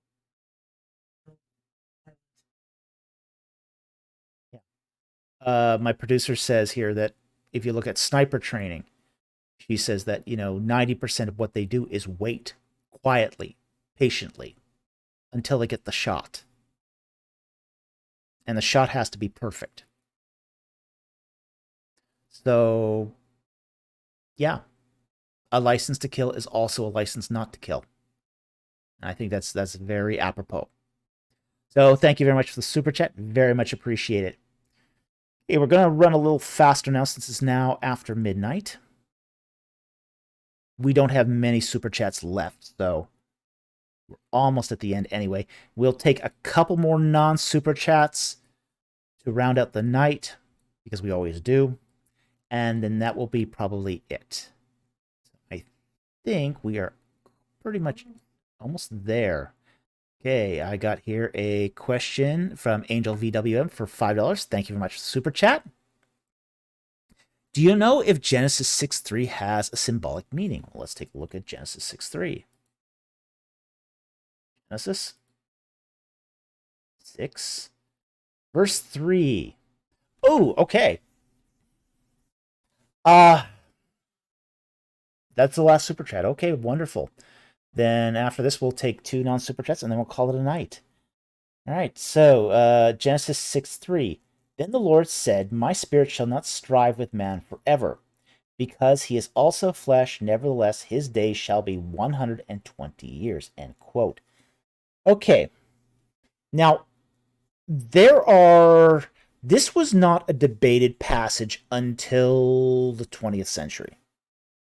That's when this passage became hotly debated, and largely because of the advent of young earth creationism. Young earth creationism, in an attempt to explain the old ages and the genealogies, because they were reading those genealogies literally, they come across this passage and they started to say, oh, this means that, I'm not going to tolerate men living long ages forever. I'm going to reduce the lifespan of mankind to 120 years. And they found for this justification in the observation that the, quote, lifespans of the patriarchs started to decline after the flood. So before the flood, they were seeing that in the genealogies, people were living to 800, 900 years as the normal. Then after the flood, they started noticing that, people lived to 600, then 400, then 200, then 180, then 130, 120, and then that was the limit. Okay? So the young earth creationists in the 20th century sort of saw that pattern and then read that back into the text to say, hey, okay, this is a limitation on human lifespan. Now, that was a distinctly 20th century interpretation. But the interpretation prior to that, and really probably the best interpretation of this passage, is not that interpretation, and not a symbolic interpretation, but the idea instead that Noah had 120 years to build the ark, and then the floodwaters would come. So basically, it was more or less I'm not going to put up with mankind forever. I'm tired of his nonsense. So I'm calling this thing in 120 years. Get the ark built. You got 120 years. That's it. After that, I'm turning on the taps. and I'm flooding this ant nest. Essentially, that's really what I think this passage is trying to convey here, is that there's a time limit to how much patience God is going to extend to mankind. So get that ark built or else. So now, did Noah live 120 years? That is the $1,000,000 question. If everything we've learned so far about genealogies and how long people live in accordance with those genealogies, that it's clan based, we might not be dealing with one individual Noah, but with a clan of Noah. So that is something to keep in mind too. That the Noah that starts the ark may not be the same Noah that finished the ark. So we got to keep that in mind. That we're not necessarily dealing with a single person, even here. So it's in my estimation, it's probably the clan of Noah that started the ark, and the clan of Noah that finished the ark, and then the clan of Noah that settled near the ark after it came to rest. So, and there's some indication that that's the case as well, because of Noah's wife, which we won't get into that because that's a different question. That's a rabbit trail here. But anyway, so I don't think it's a symbolic meaning.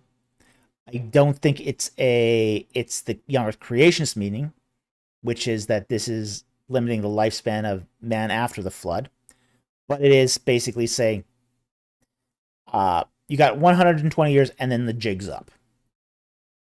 So anyway, thank you very much for the super chat. Very much appreciated, and I hope that helped. And I believe that is the last super chat of the night. So we're going to take, yep, looks like it. We'll take a few non-super chats, and then we're going to call it a night. Or 2 non-super chats, because we are after, we're a quarter after midnight here.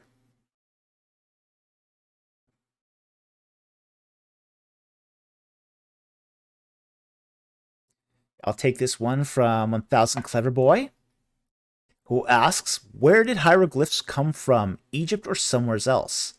Well, that's a great question. Egyptian hieroglyphs came from Egypt, but they're not the only hieroglyphs. We have to remember that, for example, Cuneiform was originally a hieroglyphic language. It's in its earliest forms, that pre-Sumerian form. It was very hieroglyphic, and it's not the only hieroglyphic language in the ancient Near East. You have another hieroglyphic language called Luvian, which was a language spoken by the Hittites. It also is hieroglyphic and has an origin that's different again. So Egyptian hieroglyphs did arise in Egypt, but it's not the only hieroglyphic system in the world, and it's not even the only hieroglyphic system in the ancient Near East. But each hieroglyphic system seems to have gotten its start locally. So we do have to understand that hieroglyphs are not unique. They're not unique to Egypt, although arguably the Egyptian system of hieroglyphs was the most successful of the hieroglyphic systems, and it lasted the longest. It lasted around 3,000 years, 3,100 years or more. So it's by and large the most successful hieroglyphic language that we find in the ancient Near East. So very interesting question. Hope that helped. Thank you very much for asking it.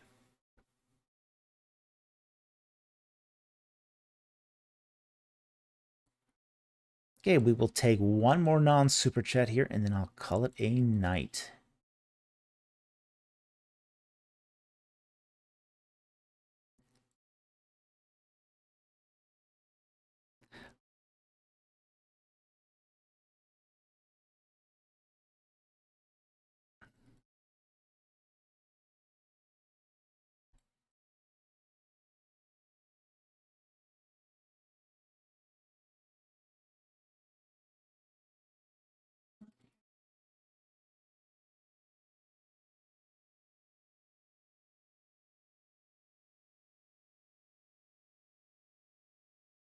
Mm-hmm.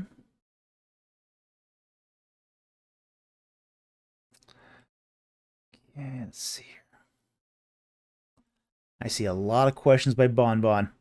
But I've already answered 3 of his questions, so I don't think it'd be fair to take another one tonight. I'm gonna try to find a question from someone else. Okay, I'll take this last one here from BC. Oh, Bon Bon, come on. Please. Don't be AAA. Don't be that way, Bon Bon. You ask great questions, but you ask so many of them. We gotta be fair to everyone.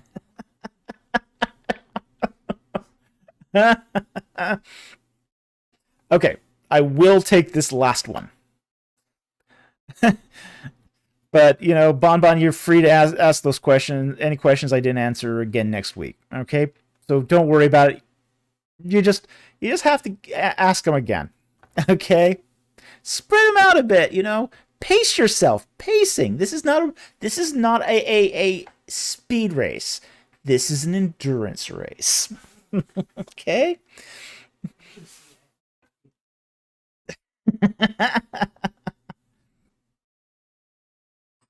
I'm going to take this last one. The last non-super chat of the night will be from BC here. Okay. Apparently, there was a new chamber discovered in one of the pyramids. There was. Big news. Big news. And this was a chamber found in the Pyramid of Khufu, the Great Pyramid, the big one. And it was one of those... this was one of those discoveries that was made through the neutrino scanning project. And they've been doing this project for years now. They basically put a neutrino detector at the base of the pyramid and then basically looked at neutrino penetration through the pyramid to see if they could detect any voids. And they did detect a void in the Great Pyramid. Now, last week, what they did was they drilled a hole in to reach one of these voids, and they put a camera probe in there. Was it okay? Costco corrects me and says it was muons. Okay, well, I know they've done neutrinos. I thought it was neutrinos. Could be muons. I'm not a physicist. I don't know. But it is subatomic particles. That much I do know. But they did show a video of the chamber. Now, the chamber is very interesting. It doesn't seem to be a full chamber. It seems to be only like a half-height chamber, which is it's got a peaked roof, but it doesn't have a lot of height to it. And it's more of a long tunnel than it is anything else. So it's not exactly... I don't know if it'll lead to anything. It is possible that this was, say, an attempt to build a king's chamber or a queen's chamber that didn't pan out, and they just didn't finish it. So that's a possibility of what this could have been. It could have been, as I said, a burial chamber or a passage to a potential burial chamber that just they decided not to complete because of structural issues or what have you. And they've done that. I mean, the Egyptians have done that where they've started something and didn't finish it for structural reasons. Clever boy, I think the fox den makes more sense. Laugh out loud. Well, maybe.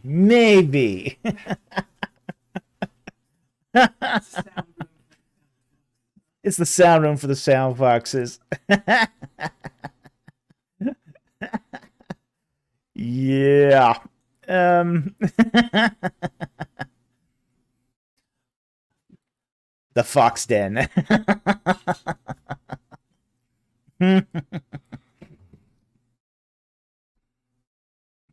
but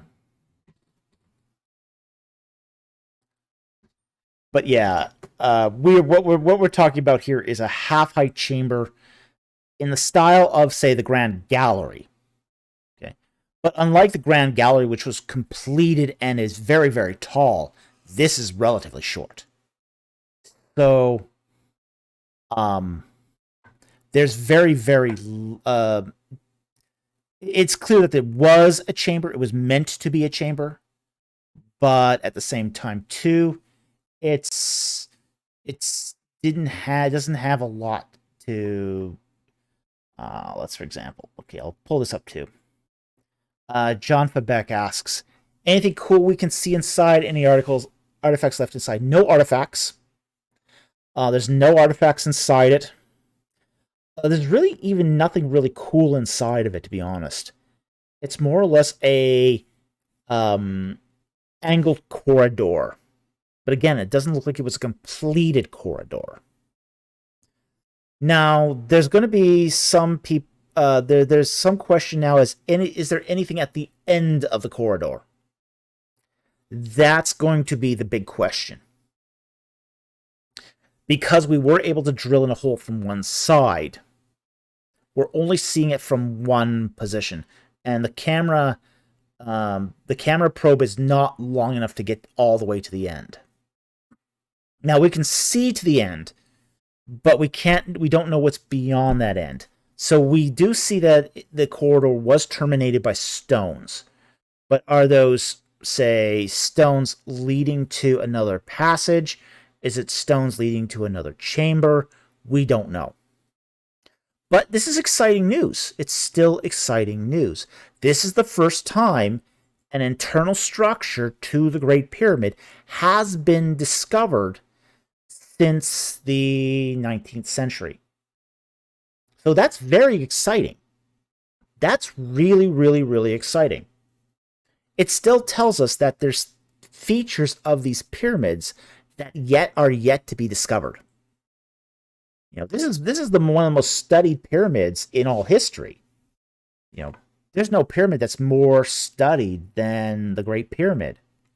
And yet it still has secrets to reveal to us.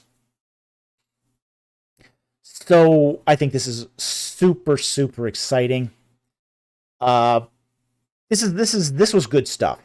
Unfortunately, it did get overshadowed a bit by that Darius inscription. But this is the better discovery. I mean, this was a great discovery. And again, it's not giving us a huge amount here, but it does tell us that the plans for the Great Pyramid were much more grandiose, much more complex than we originally thought. And they're pretty grandiose to begin with, but there's more to this than meets the eye. So how much more? Only time will tell. So anyway, thank you very much for that question, BC. It was a great question, and that's going to be our final question for the night. I think we're just hit 12:30ish here. So we have, with that said, we are going to wrap up this live stream. We've gone here for now 4 hours. So I want to thank everyone who joined us tonight. Thank all the people who support us with super chats. Again, we pay the bills. We eat thanks to these super chats. They put food on our table. So we really, really appreciate all the financial support we get from super chats. We also are grateful for the great questions too, because you guys putting thought into the questions when you do the super chats makes this show interesting. It's not me who makes this show interesting. It's you guys. You guys are the ones who are asking the great questions that are making the show interesting. I'm just the talking head who's responding to the questions. Nevertheless, we're grateful for all the financial support. We really appreciate it. We also want to thank our Patreon supporters. We've had a influx of Patreon supporters just recently, and we're grateful for that because we need to upgrade some equipment. So we really appreciate all the Patreon support. They keep our equipment going, and we're so grateful for that. We also want to thank our regular subscribers who also support our channel through, comments and just simply viewing our videos and hitting the like button. And if you haven't hit the like and subscribe button to the live stream tonight, please consider doing so you don't miss out on any of our content. And with that said, have a great night. Thank you very much for watching and joining us tonight, and I will see you next time on Ancient Egypt and the Bible. Good night, everyone.